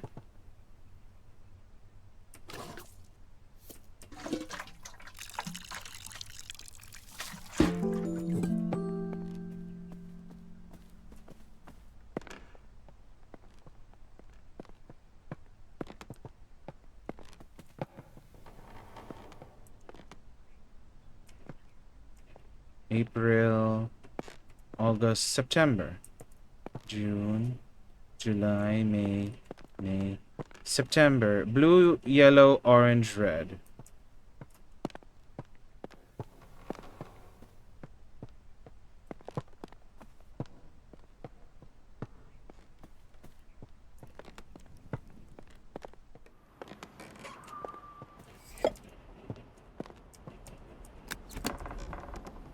Blue, yellow, orange, red.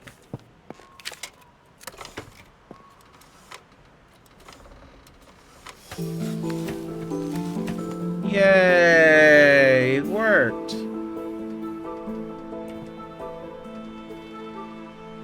Ooh.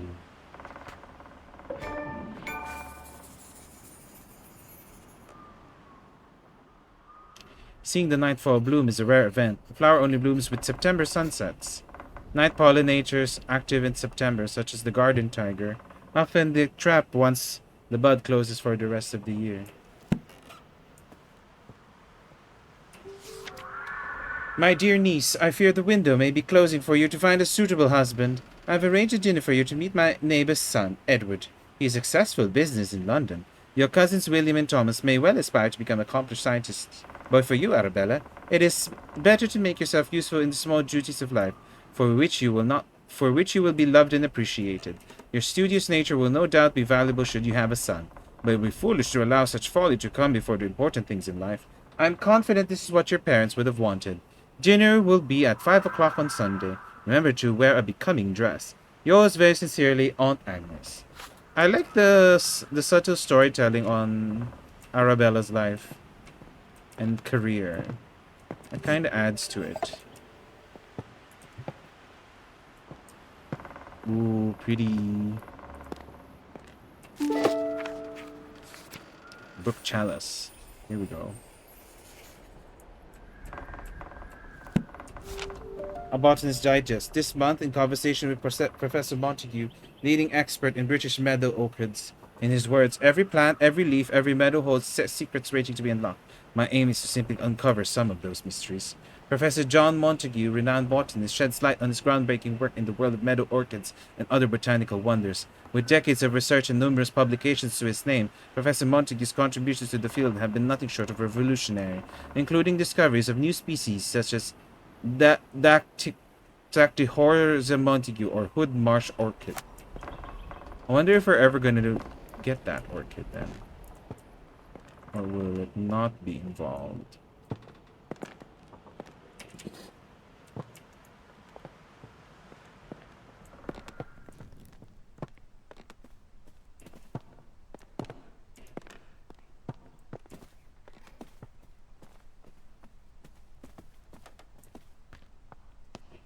Place you here.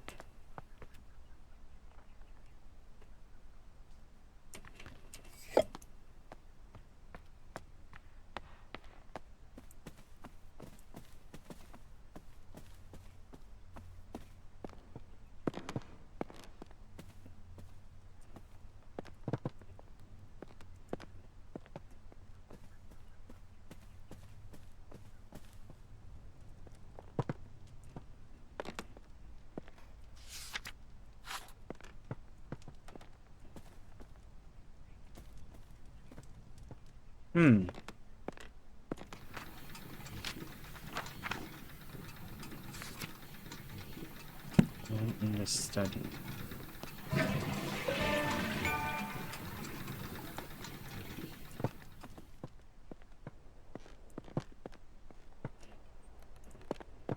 Study.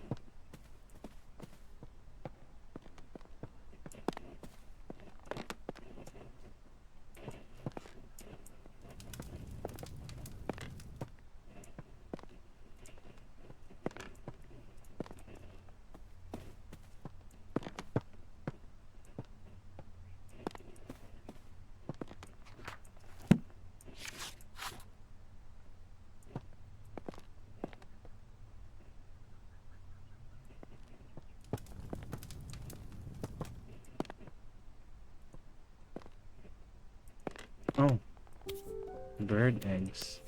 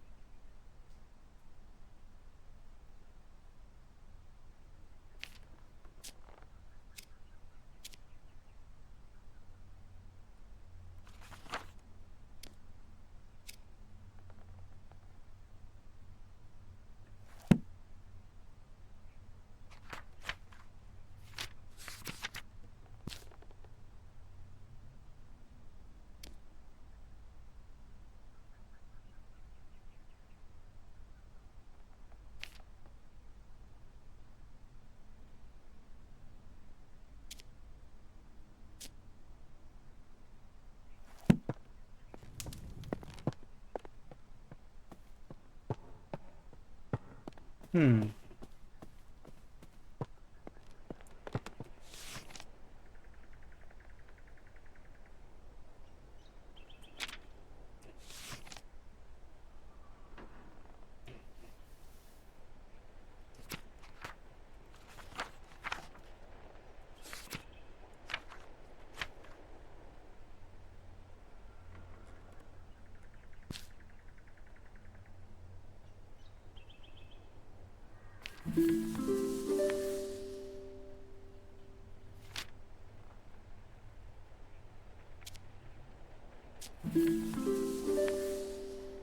Okay, I might do the creative fern first.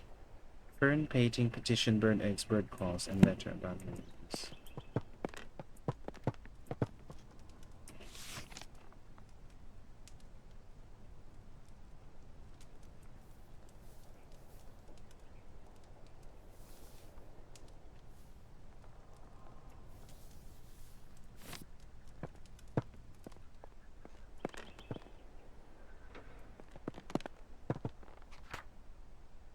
Bird calls, letter about melodies. Petition. Fern painting. Oh, okay. So the fern painting will tell me what bird. Ah. So it's that bird. Which is...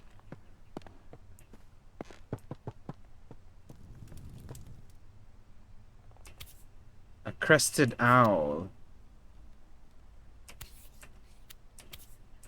I think it's that. Looks like rain droplets. Crested owl.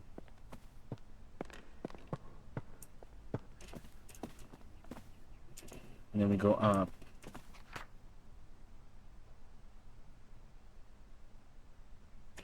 And letters about melodies.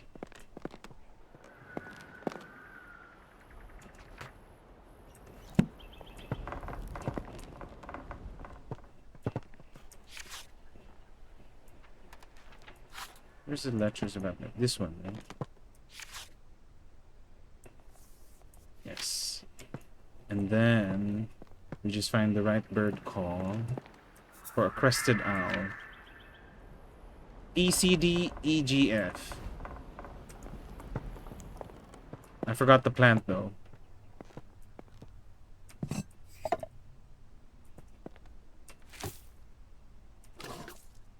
That's cute.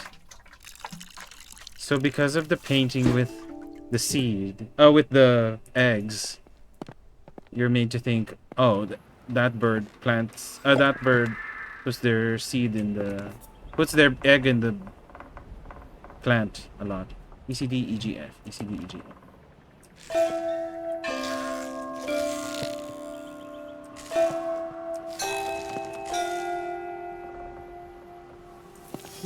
Wow!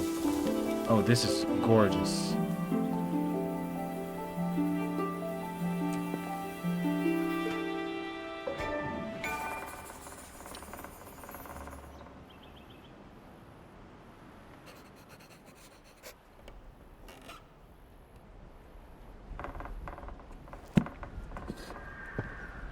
This is a huge plant.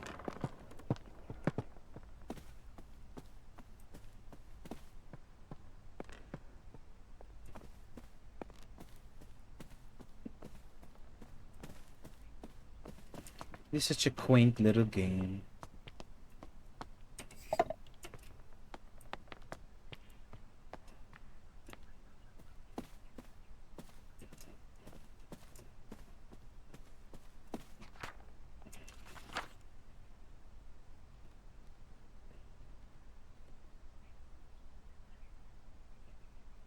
Oh.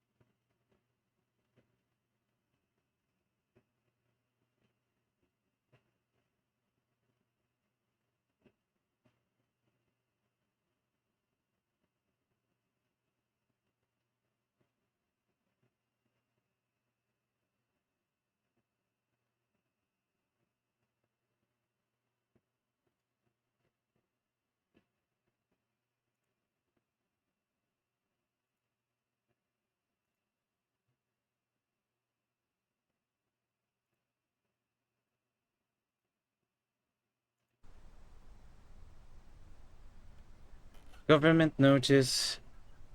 Return needs bad guys. I never trust people.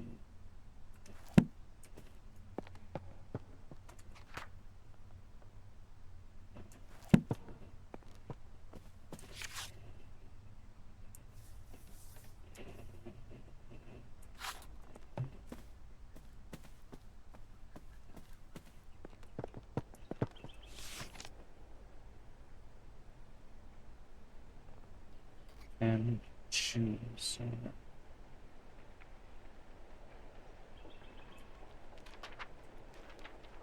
And choose some.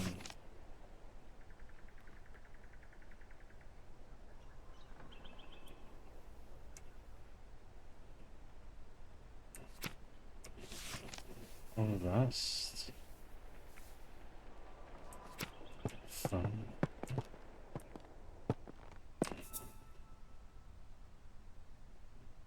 25C.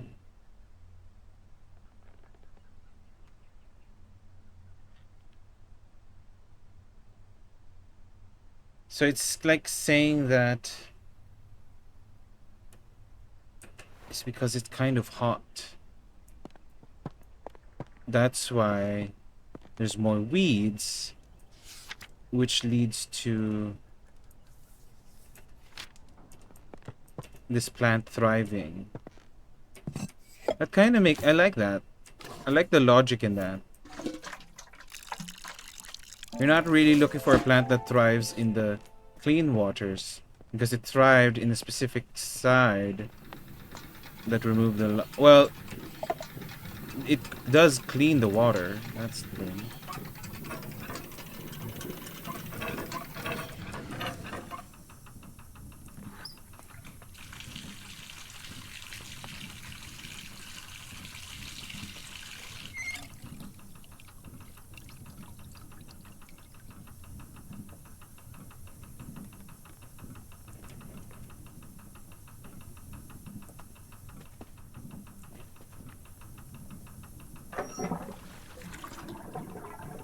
So I was wrong.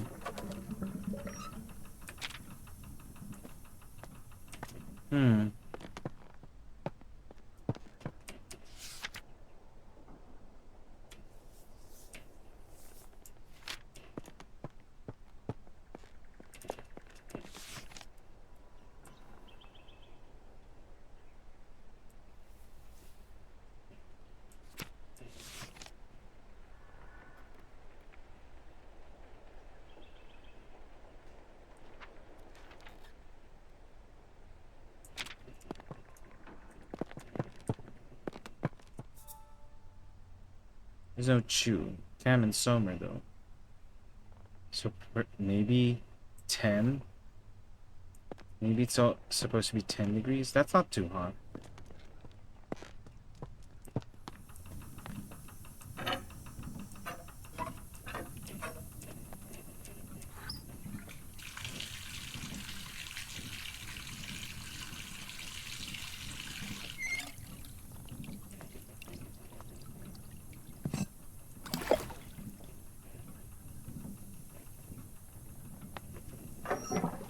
And a little stunt.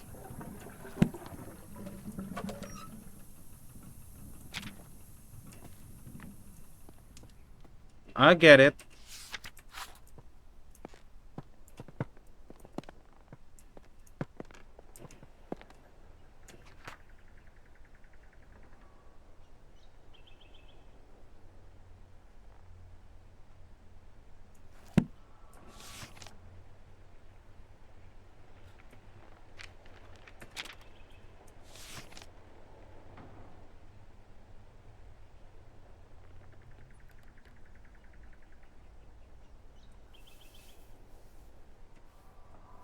I think river from is the correct one.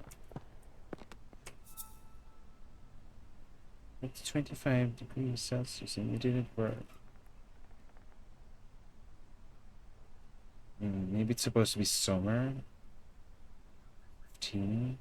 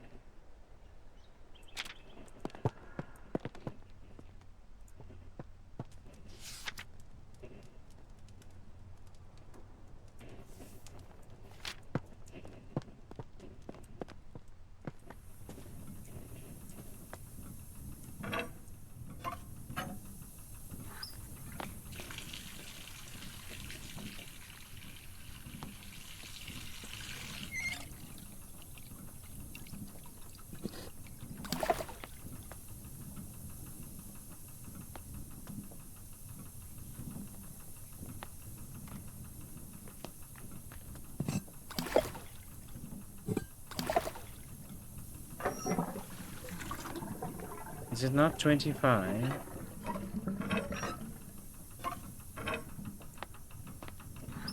Are you sure?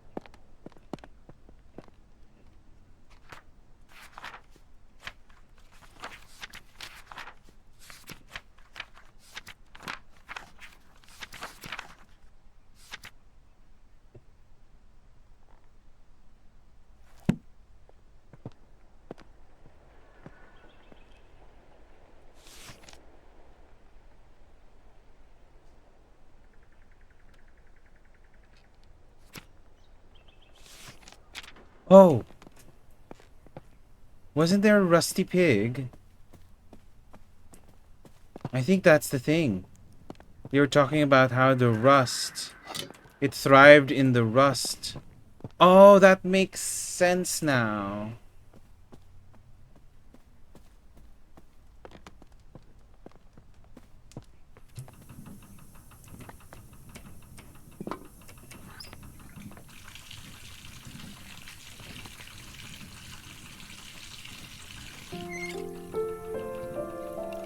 Oh, I was right.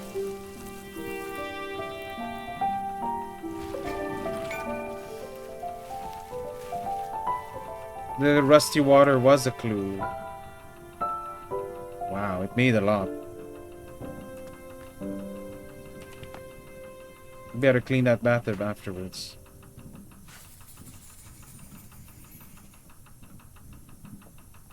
The brook chalice prefers to grow in rivers at a temperature of 25 degrees Celsius. Plant naturally filters the water from rust and metal. Unfortunately, they get removed often, as most people prefer their ponds to be weed-free.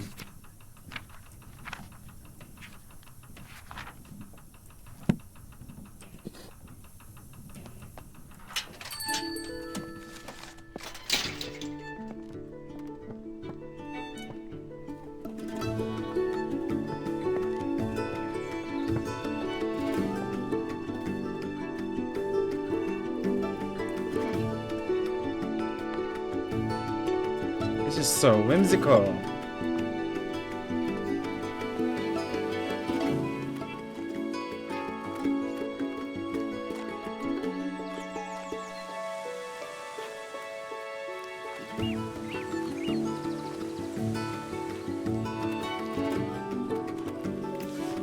Lady Arabella, I apologize wholeheartedly for accidentally taking the key to the formal garden home with me. It was in my pocket and I had simply forgotten it was there.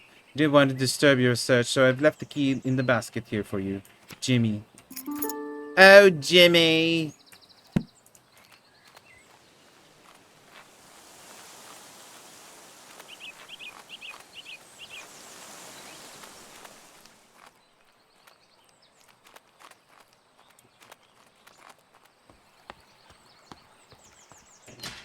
Oh, this is not the formal garden. Which one's the formal garden? Oh, it's on the other side. It's at the back of the house.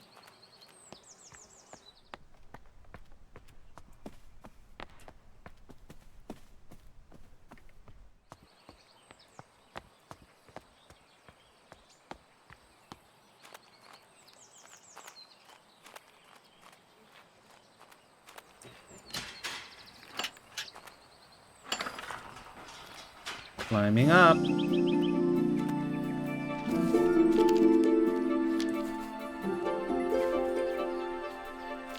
Wow. Ooh, this looks so good. Oh.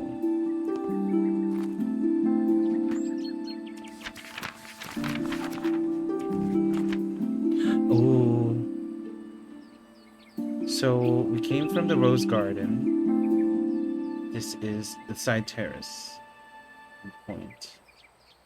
Formal garden. Folly. Oh, we have a folly. Garden paths. Bird garden. Boathouse. Grotto. Pond garden.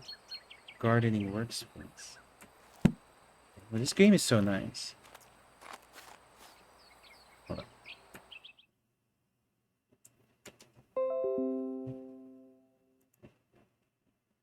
Just get more water. BRB.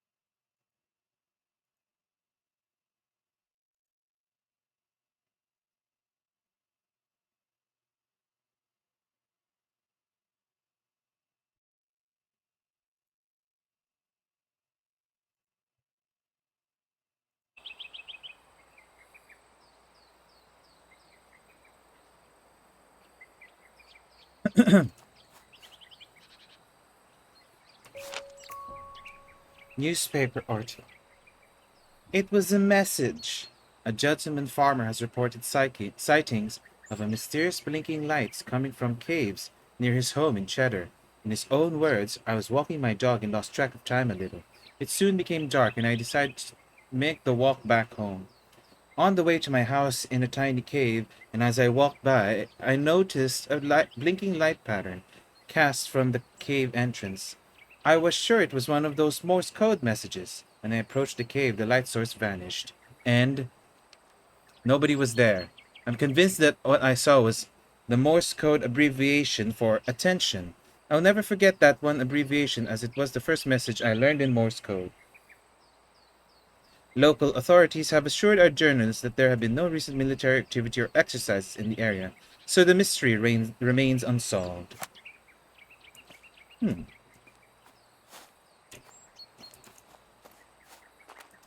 I love how gigantic the manor is.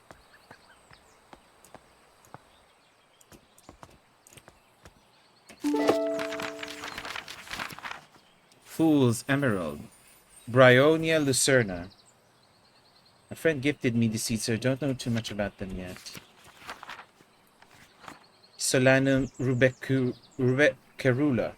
Flowering bush used to grow in the gardens, but it completely disappeared when I was off on my travels. Ocelette.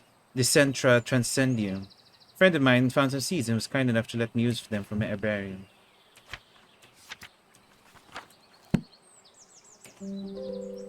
The marvel of bioluminescence. In the darker corners of our world, there are plants and organisms that are able to produce their own light. These plants, fungi, and insects are most often found in areas of low light, such as dark forests, deep oceans, and gloomy caves. Recent discoveries show that the chemicals such as luciferin are responsible for this glowing effect. It is not known what this glowing effect is used for, but it could be for communication with others of same species, or to attract pollinators or food. Some scientists believe that there are many bioluminescent species waiting to be discovered.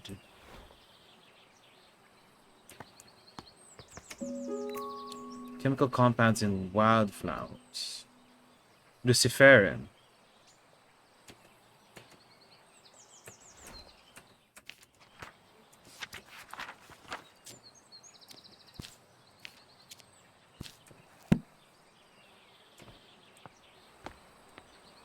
I love that they made it so that in every chair you see, you can just sit down.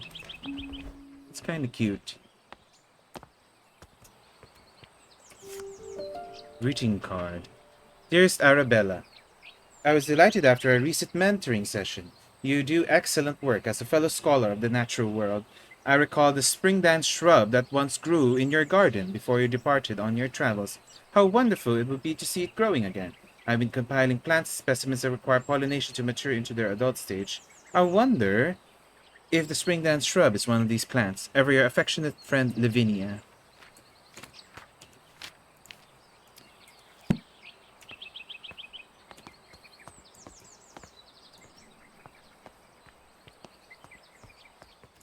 What is the other side? You know, you could just move this table. We would have been here earlier. What is that? What is this room? Is it the drawing room? I think it's the drawing room.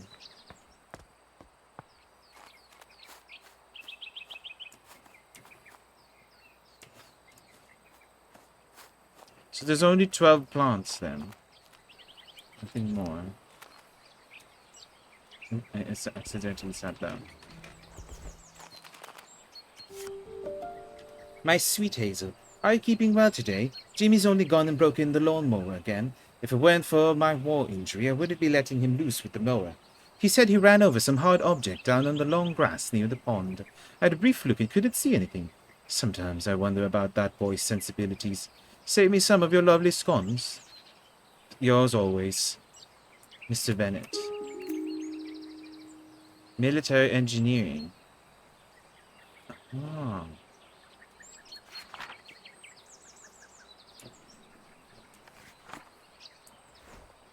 KN.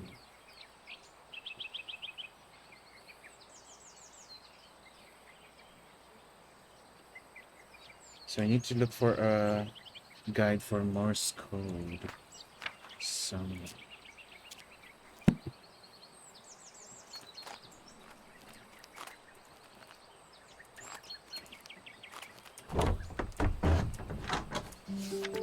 Growing flower companion. Tips for growing hydrangeas. Hydrangeas are beautiful flowers that contain anthocyanin, which is pigment that can change color depending on the pH levels environment. The colors can vary between red, purple, and blue. New materials for garden pots. Terracotta, granite to suit all gardens. Oh, there's more. Sandstone, marble, and obsidian. Oh, so one of these we have to use for the other type. Hello, birdies. Oh, inspect bird feeder. I can just take it. Oh, I can move the bird feeder. Interesting.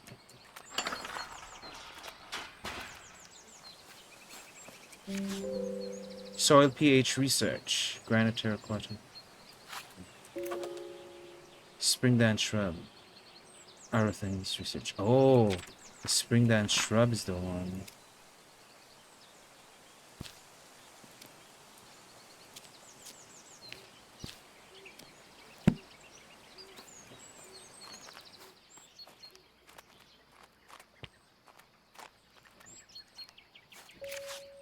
Dear Miss Green, I've recently heard of your involvement in the mentoring of aspiring botanists. Botany is a field that demands a thorough understanding of its complexities, and while I admire your dedication, the saying "the blind leading the blind" does come to mind. I'll just aside. I do hope your endeavors in mentoring will yield some semblance of progress. Sincerely, Professor Thornton. Okay, they're kind of laying it on almost too thick. It was good when it was like a few, but I feel like even though it might be true that that is the norm, they're kind of laying it on almost too thick. Like, I get it once in a while, but like almost every time. But also, I guess that's the truth, you know, if you really think about it. It's always every time anyways. Dear Mr. Bennett, thank you so much for the lovely bunch of rhubarb from your nephew's garden. He needn't have sent anything in return for the herbal poultice to give him for his little one, and I'm grateful all the same. I know he hasn't the money to fetch a doctor. Since he said he cannot read a note, please send him my thanks when you see him. Faithfully yours, Hazel. Huh.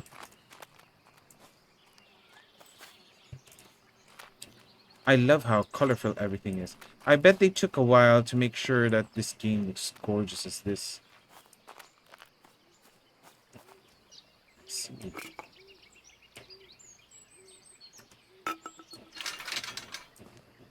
Bird feeder.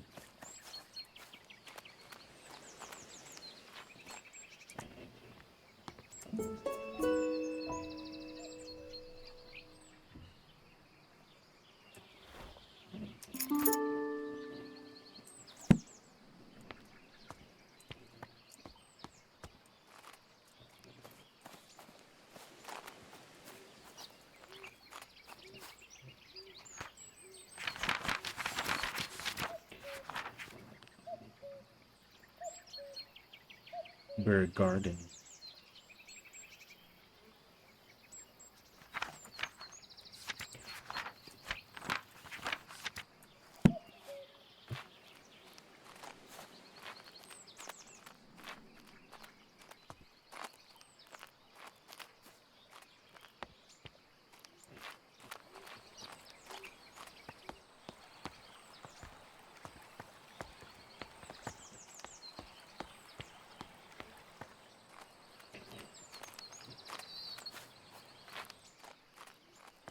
I guess what I mean as well is laying on too thick is like it almost seems too one note.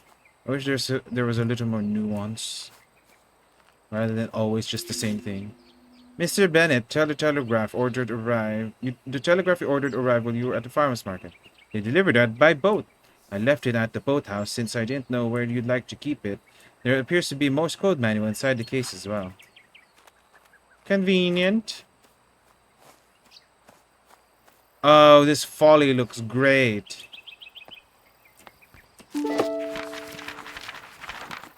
Spring dance shrub.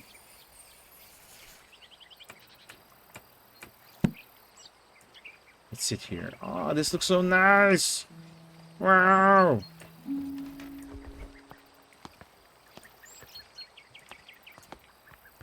What a great folly placement. Wait, how do we get down there? Oh, there.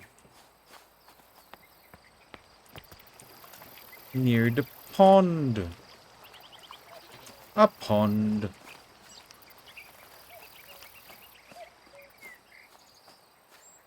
Oh, look at all the sheep. Well, they did say that we have a farmer for a neighbor, right? So that makes sense.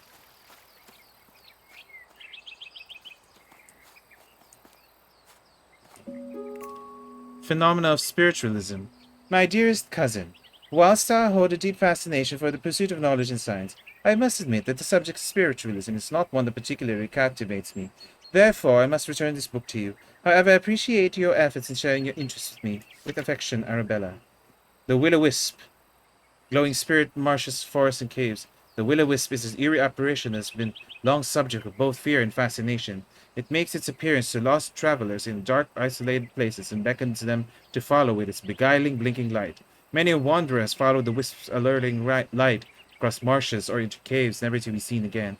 Take heed, for those who venture into dark places. Resist the temptation of the will-o-wisp's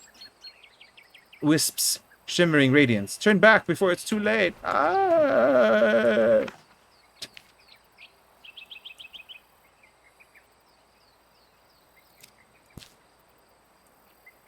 Oh, it's not part of the clues. I mean, that makes sense, but it made me think it was. Huh. Handle, you say? Hmm. That looks nice. So this implies that she also paints, then. Arabella.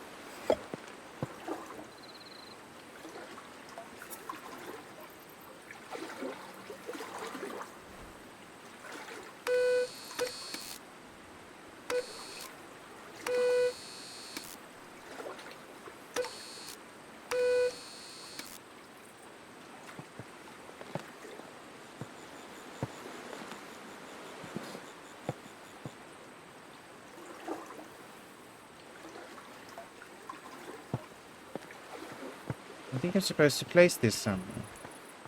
But where? Another duck.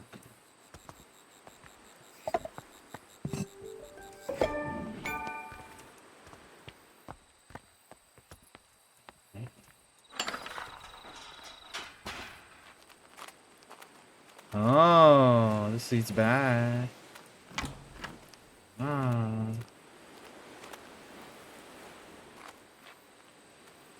I do like whoever designed the layout of how you traverse the areas and how it opens up. It's really nice.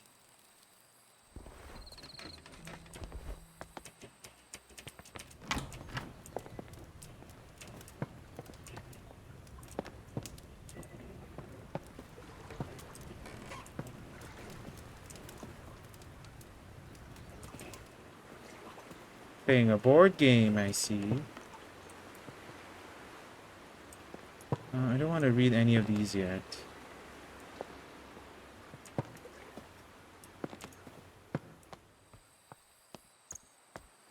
So that's...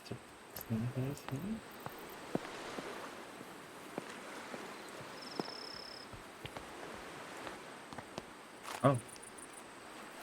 Oh. Just goes back up.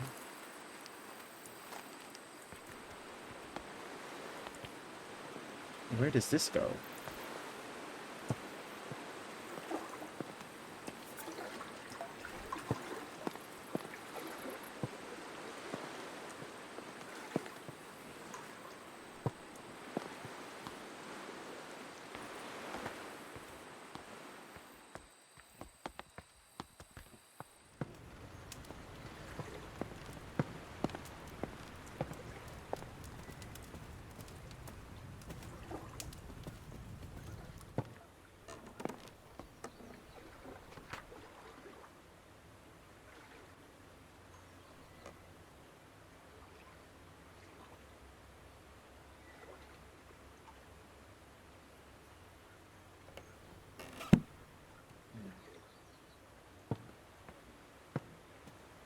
This game is so cheap. As opposed to other games? But yeah, this game's very pretty. How are you doing, Ivan? Where do I place this thing? Can't place it over there. Are those sheep?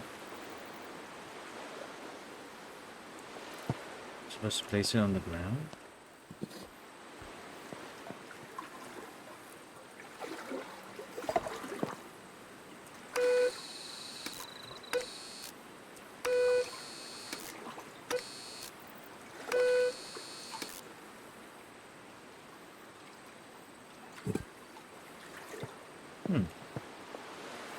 So, news article, bioluminescence plant chemicals, military codes, note about telegraph and Morse code.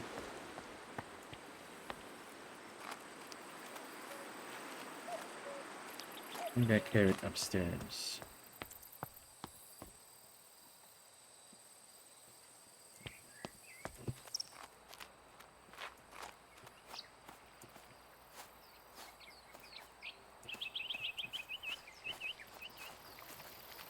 So that's what he ran over with the lawnmower.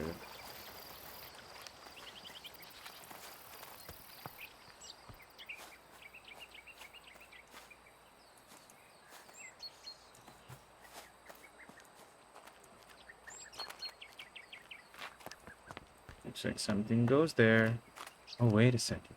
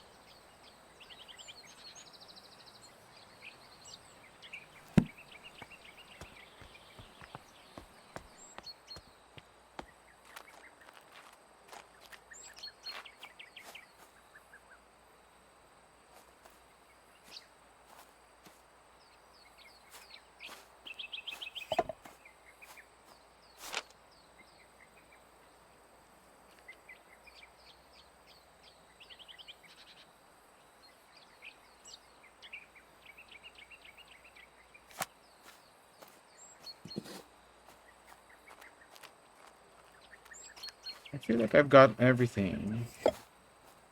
But there's also something missing.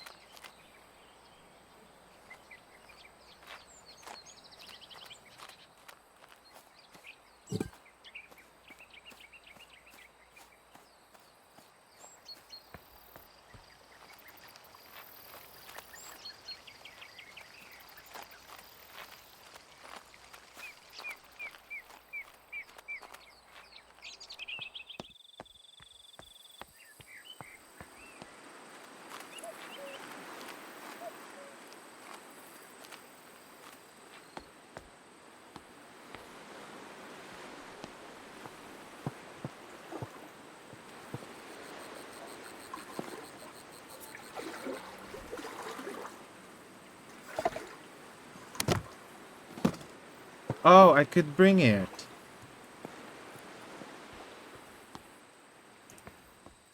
Oh, I think I know where to bring it. Oh no, I have to walk back and forth, don't I?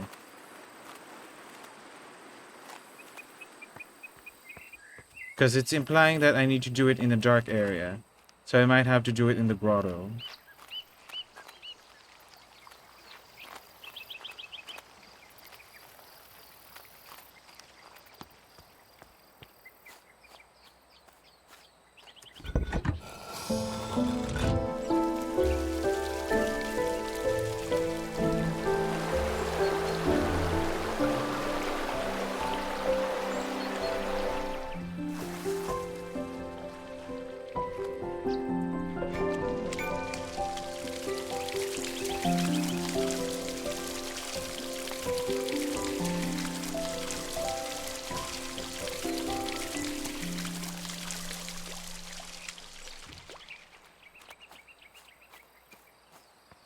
I mean, I could just make an extra one, but I kind of don't want to. I don't want to waste any plants. So I'll just walk back and forth 2 more times. Oh god. Okay.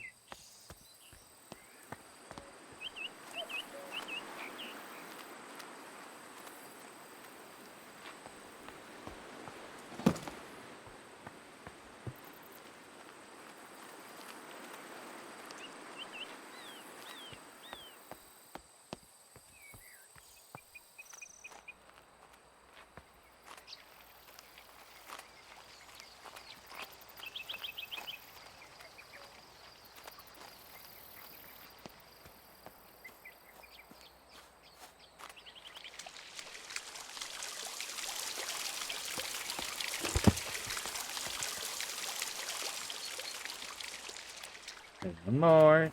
Just get the plant.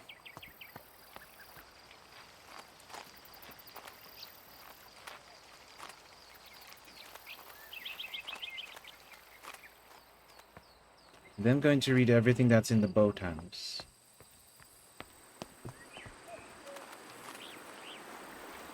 I think the boathouse one is related to the birds. Like I'm supposed to listen to the birds. That's this.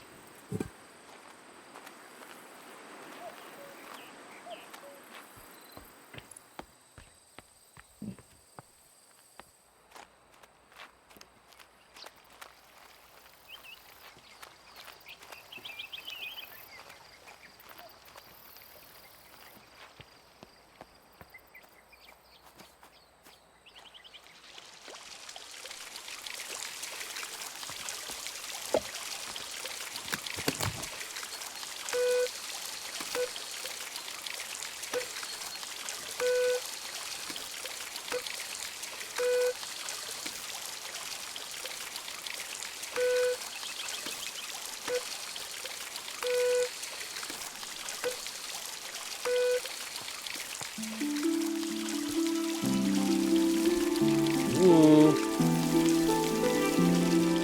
Oh, that is gorgeous.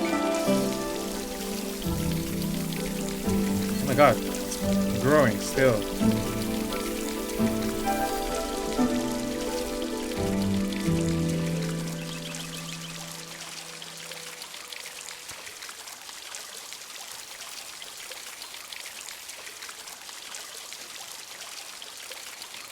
Fool's Emerald is a vine that contains luciferin, which allows it to create light. They grow in caves where they use light to communicate with each other. Very much like Morse code.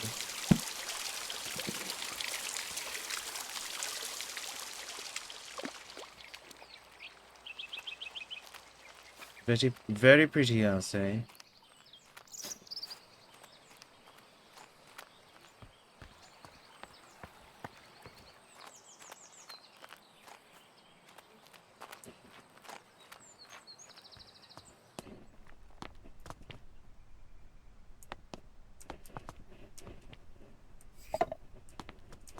Let's put it.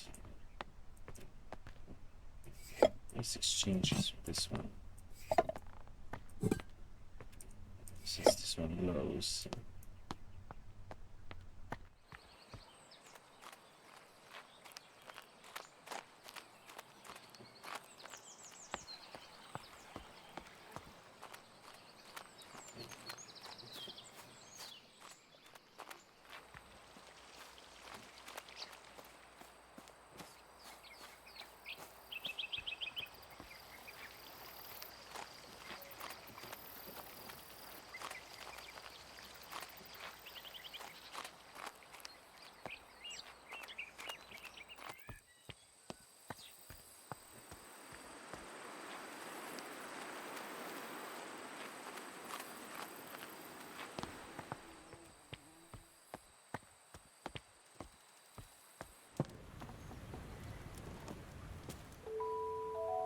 How weeds spread.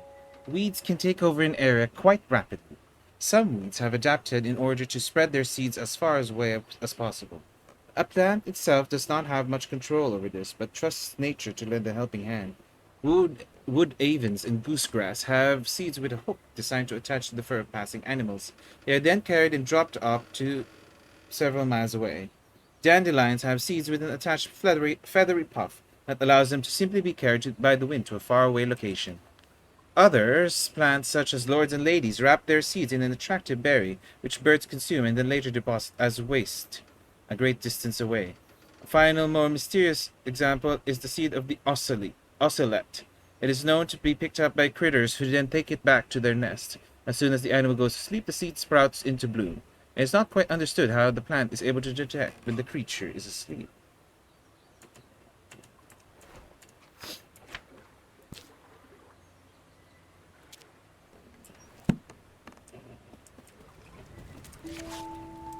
Foraging critters. Shuffle the food cards and place the stack face down in the center of the game board. Place the food tokens around the food cards on the board.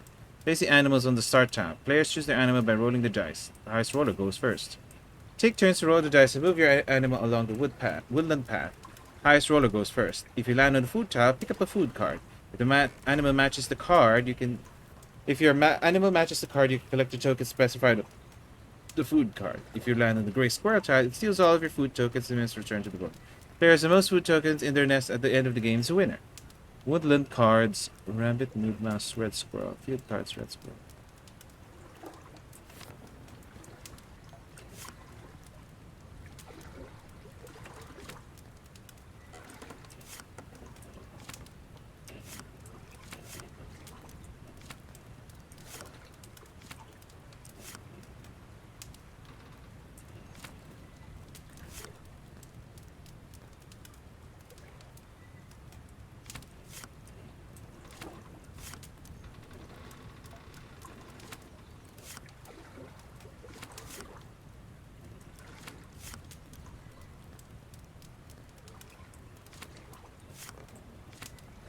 Hmm.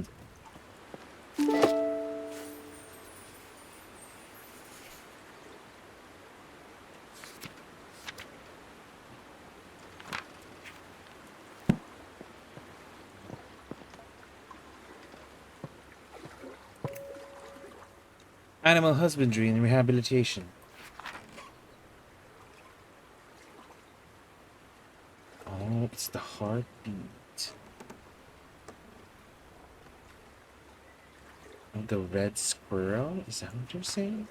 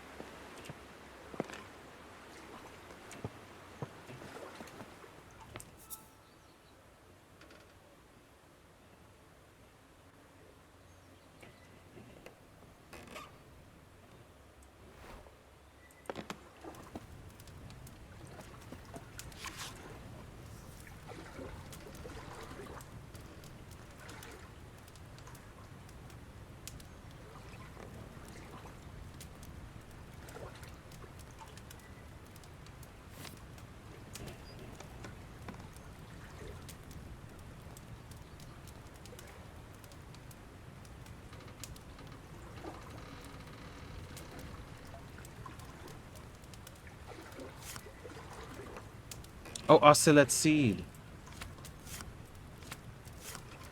Field card. So it is a red squirrel.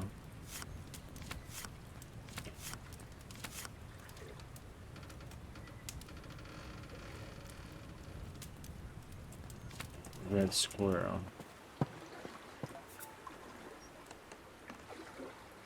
120 BPM. So we need something that's 120 BPM. Okay, this one's a cute one compared to the others.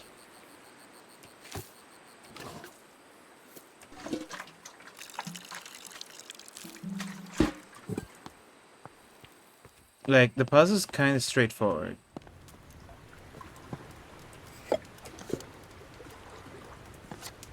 Does it say that What did I say? 120.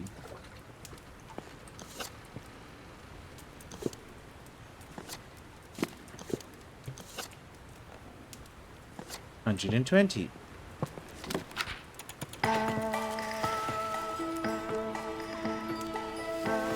Yo.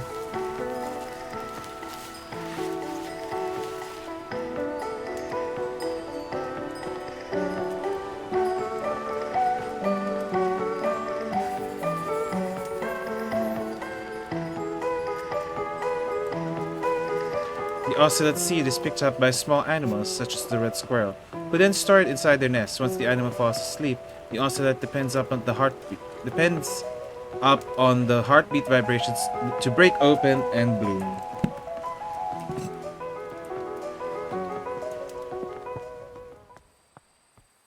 Oh, it's still oscillating. That's kind of freaky. Okay, so the one with birds and the pH is all related to the Sundance whatever thing. Now my brain is like trying to process.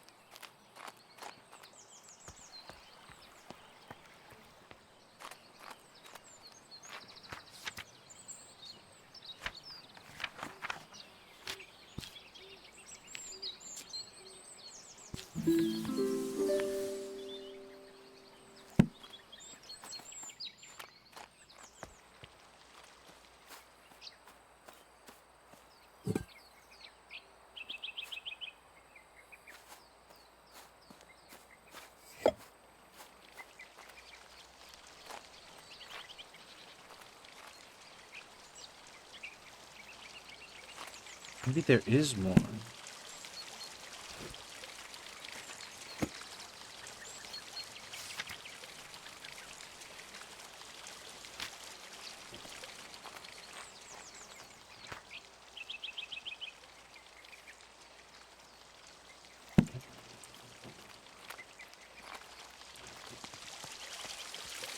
This is the only thing I will complain is the fact that you have to go around to look at the different things. Or I guess you can just make notes, but it'd be better if there was a way to just keep the notes. But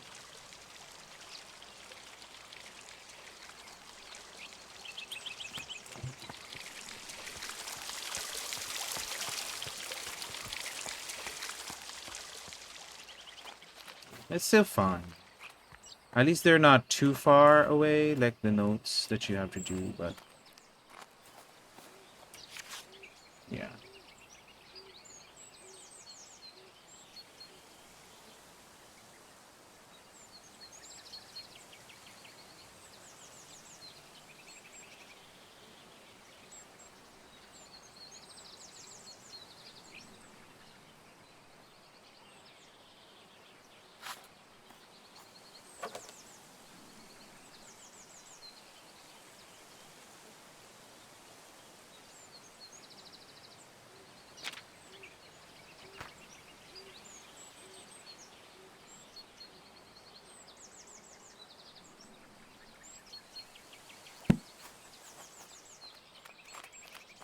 Does it have to be a specific color? Can I do any color?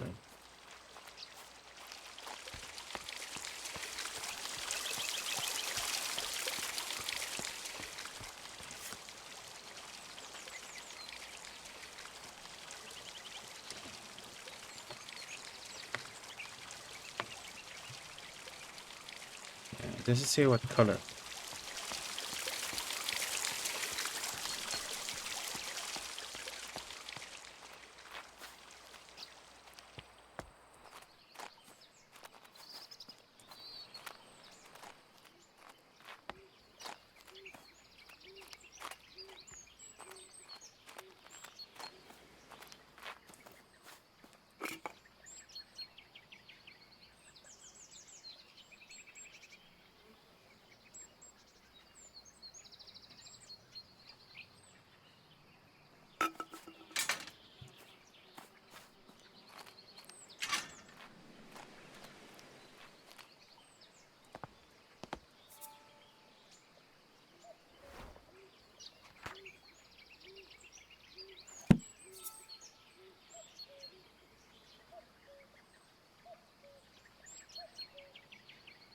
Hmm. Which attracts which? Okay, what kind of bird do I have? Okay, so that's why the color is important then. So what kind of bird is it in my garden? Are you a robin? I think it's a robin.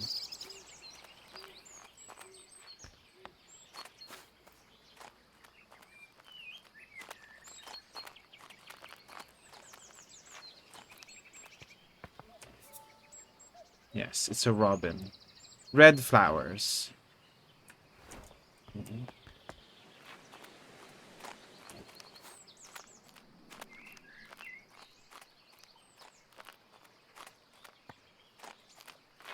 I'm supposed to bring the robin there as well.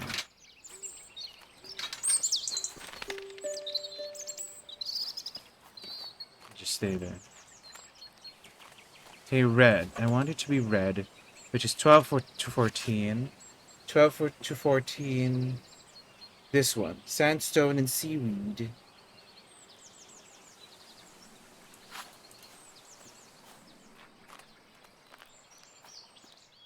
So the hydrangeas.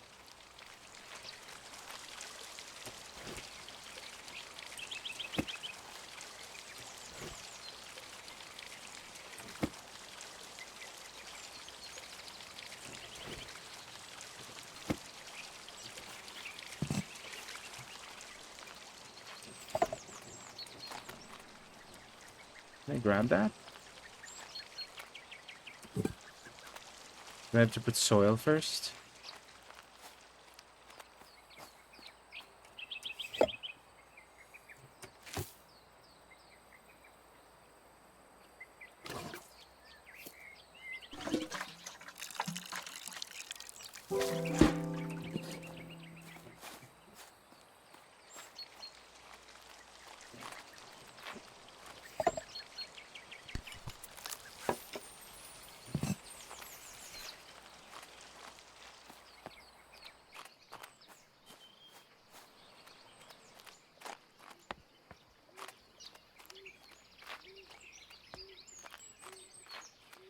I think the next puzzle will be moving the bird here. I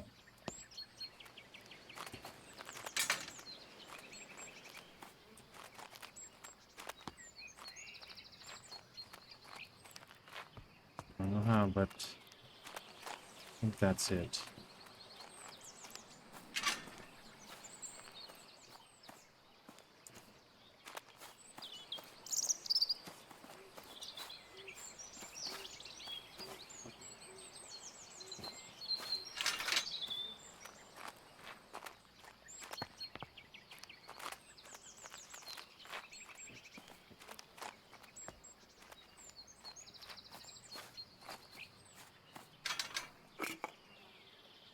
I thought I could put more.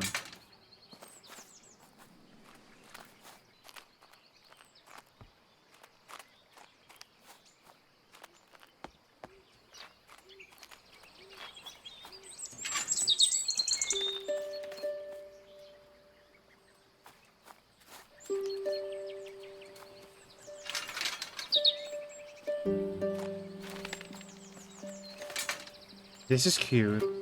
It's not really a puzzle, but it's kind of fun to do. Trying to move the bird from bird feeder to bird feeder.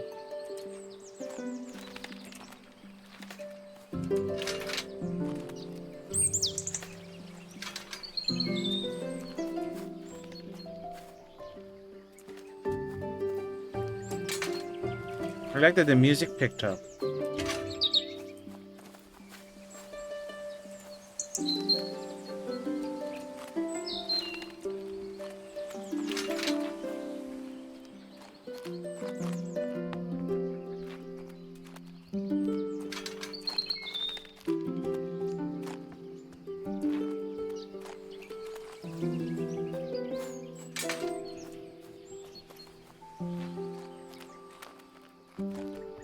Imagine doing all this and I did the wrong thing, the wrong color.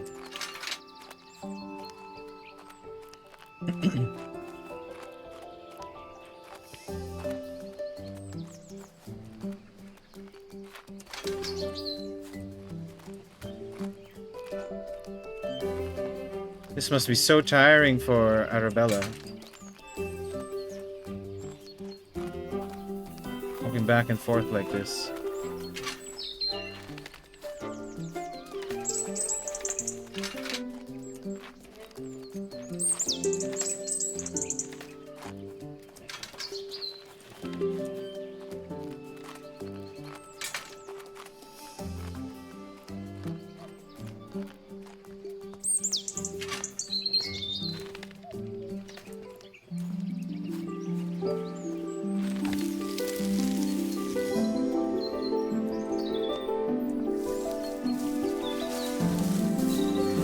Oh my god. Wow. That's a lot. There's more birds.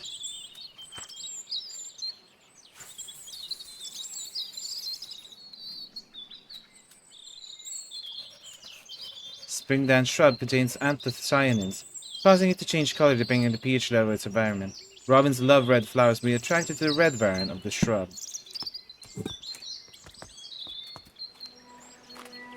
Oh. So now all the robins are here.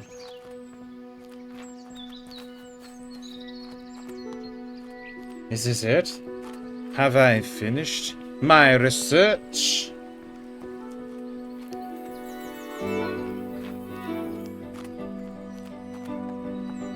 Look at all my flowers. Ta-da.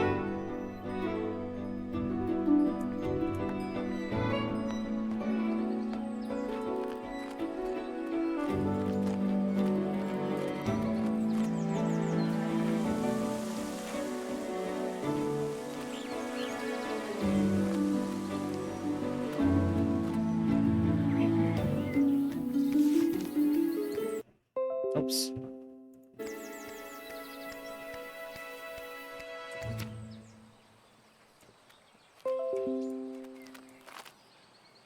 Oh.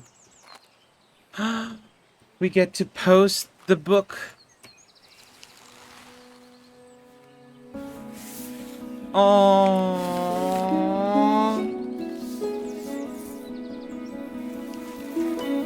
Wow, this is kind of heartwarming. Oh, that was nice. I was like, I hope there's no like extra thing. I hope that's it. Because that was really nice. I like that. That was good. I feel like it's not too hard of a puzzle game. But I think one of the good ones is definitely the puzzle in the library. That one was really cool. And that one might be the hardest one to like if you don't see the things clearly. But I think I like the best the Brooks, the weed one where you had to put the rusty pig and have the right temperature. I think that one was the best like puzzle for the flowers. That one was like really cool with how information was supposed to be deduced.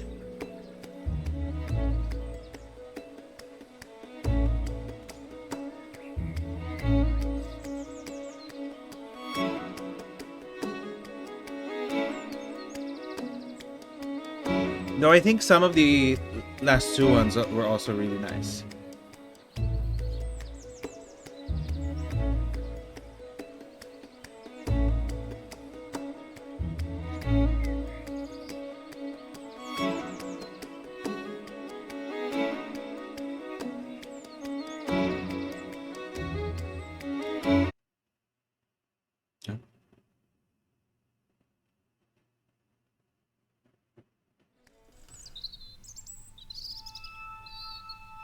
Oh, there's more. 1 year later.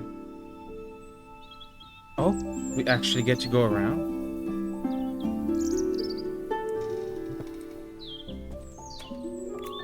Green School of Botany.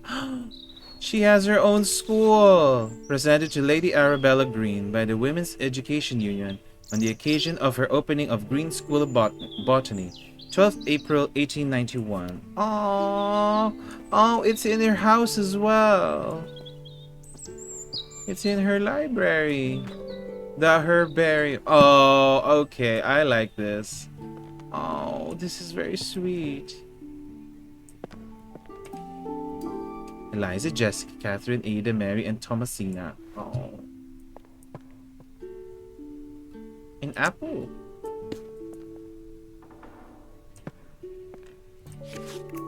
My dear Flora, I am terribly sorry your herbarium didn't get picked up for publishing. Though I am most excited over your new plans to turn Botany Manor into a botanical academy.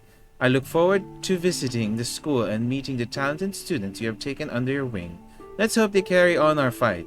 Lots of love, Elizabeth. P.S. Arabella, I hope you don't mind me still calling you by your childhood pet name. Forgotten?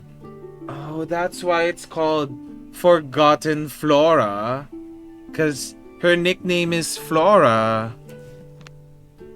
So it's her being forgotten. And her book was never released. Oh, that's both sad, but also this ending feels so apropos.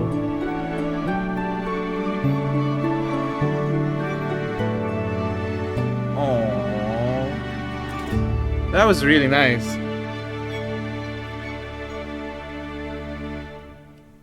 She never published her book, but she still got to teach, which is what she wanted. Oh, that was really nice. I think that ending made up for how simple all the storylines were. Like, the storylines were just simple, but then that ending kind of made up. Not really the simplicity, but more like it made up for the sparseness of the story. Like what I was saying, that everything felt a little laid on thick, but that ending's really good. I think that ending's really nice. Like, she still didn't get it, but she still paved her own way to what she would deem as a success. Oh, that's so nice. I like that. But yeah, the puzzles were really nice. It's very simple. The puzzles weren't that, like, too hard. Maybe because I played a lot of games like this already, so that kind of maybe factors in. But I bet if someone who is, like, new to puzzles played this, they would really love this. They would, like, really, like, set their mind to solve everything and make sure to not use any clues, or like use the clues that we have. I do like how some puzzles are not super duper straightforward, where you had to do stuff, like especially in the last two chapters. Most of the plants there, you kind of had to deduce and pay attention on specific things, that why this is a clue, why this isn't a clue, that kind of thing. And that's, my brain just works that way anyway, so it was very quick for me. But I can see how it can get very tricky. Yeah, this game is really good. Really nice.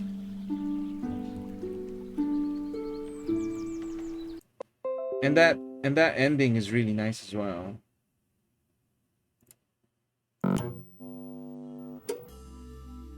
Yeah, when I saw this game, Ivan, it said like 3 to 4 hours. So it was kind of right. Now that I'm done, I only played for like 3.5. So, but I really like it. Like, at first I was worried that it was gonna be too simple, like too easy, especially since the first 2 chapters, I felt like the puzzles were almost too easy. But then the third chapter kind of opened up a bit, showed me a bit of what it could be, and then the fourth chapter kind of really went there and had some of the best ones, I would say, even more than the fifth. Though I do like the fifth puzzles, the way you had to infer things, but I think the fourth chapter puzzles had more of a thing. But yeah, it's still really nice. I like how open the space is as well. That kind of helped with the beauty. And again, the story is really nice. I didn't expect it to have such a heartwarming ending. especially with the revelation of her being called Flora and the book being called Forgotten Flora. Like that was wow. That revelation was kind of cool. Yes. Though personally, I obviously prefer more harder puzzles, but this is nice. A nice little break, from the harder puzzles.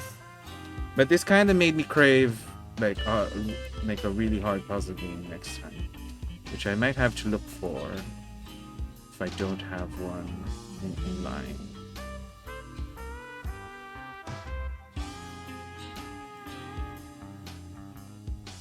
To me, I do think the first three chapters were almost too easy, but the fourth and fifth chapters were good. So they kind of helped it.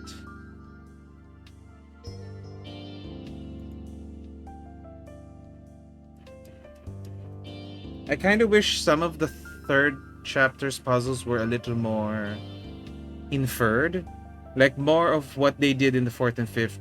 They should have done from the third immediately. But yeah, that's just me.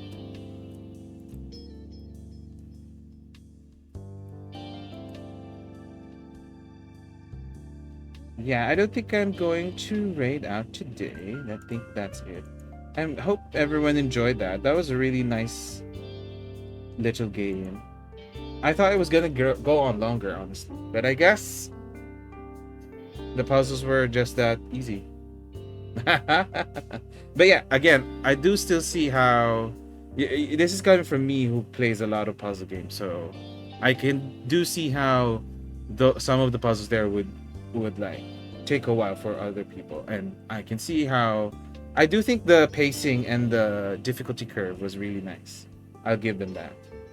But yeah, that's it for today. I'll see you all next time. I'll probably play a different game next time. So since we just finished this, so yeah. Thank you for everyone who said hi, who dropped by. I'll see you all next time. Take care, everyone. Bye.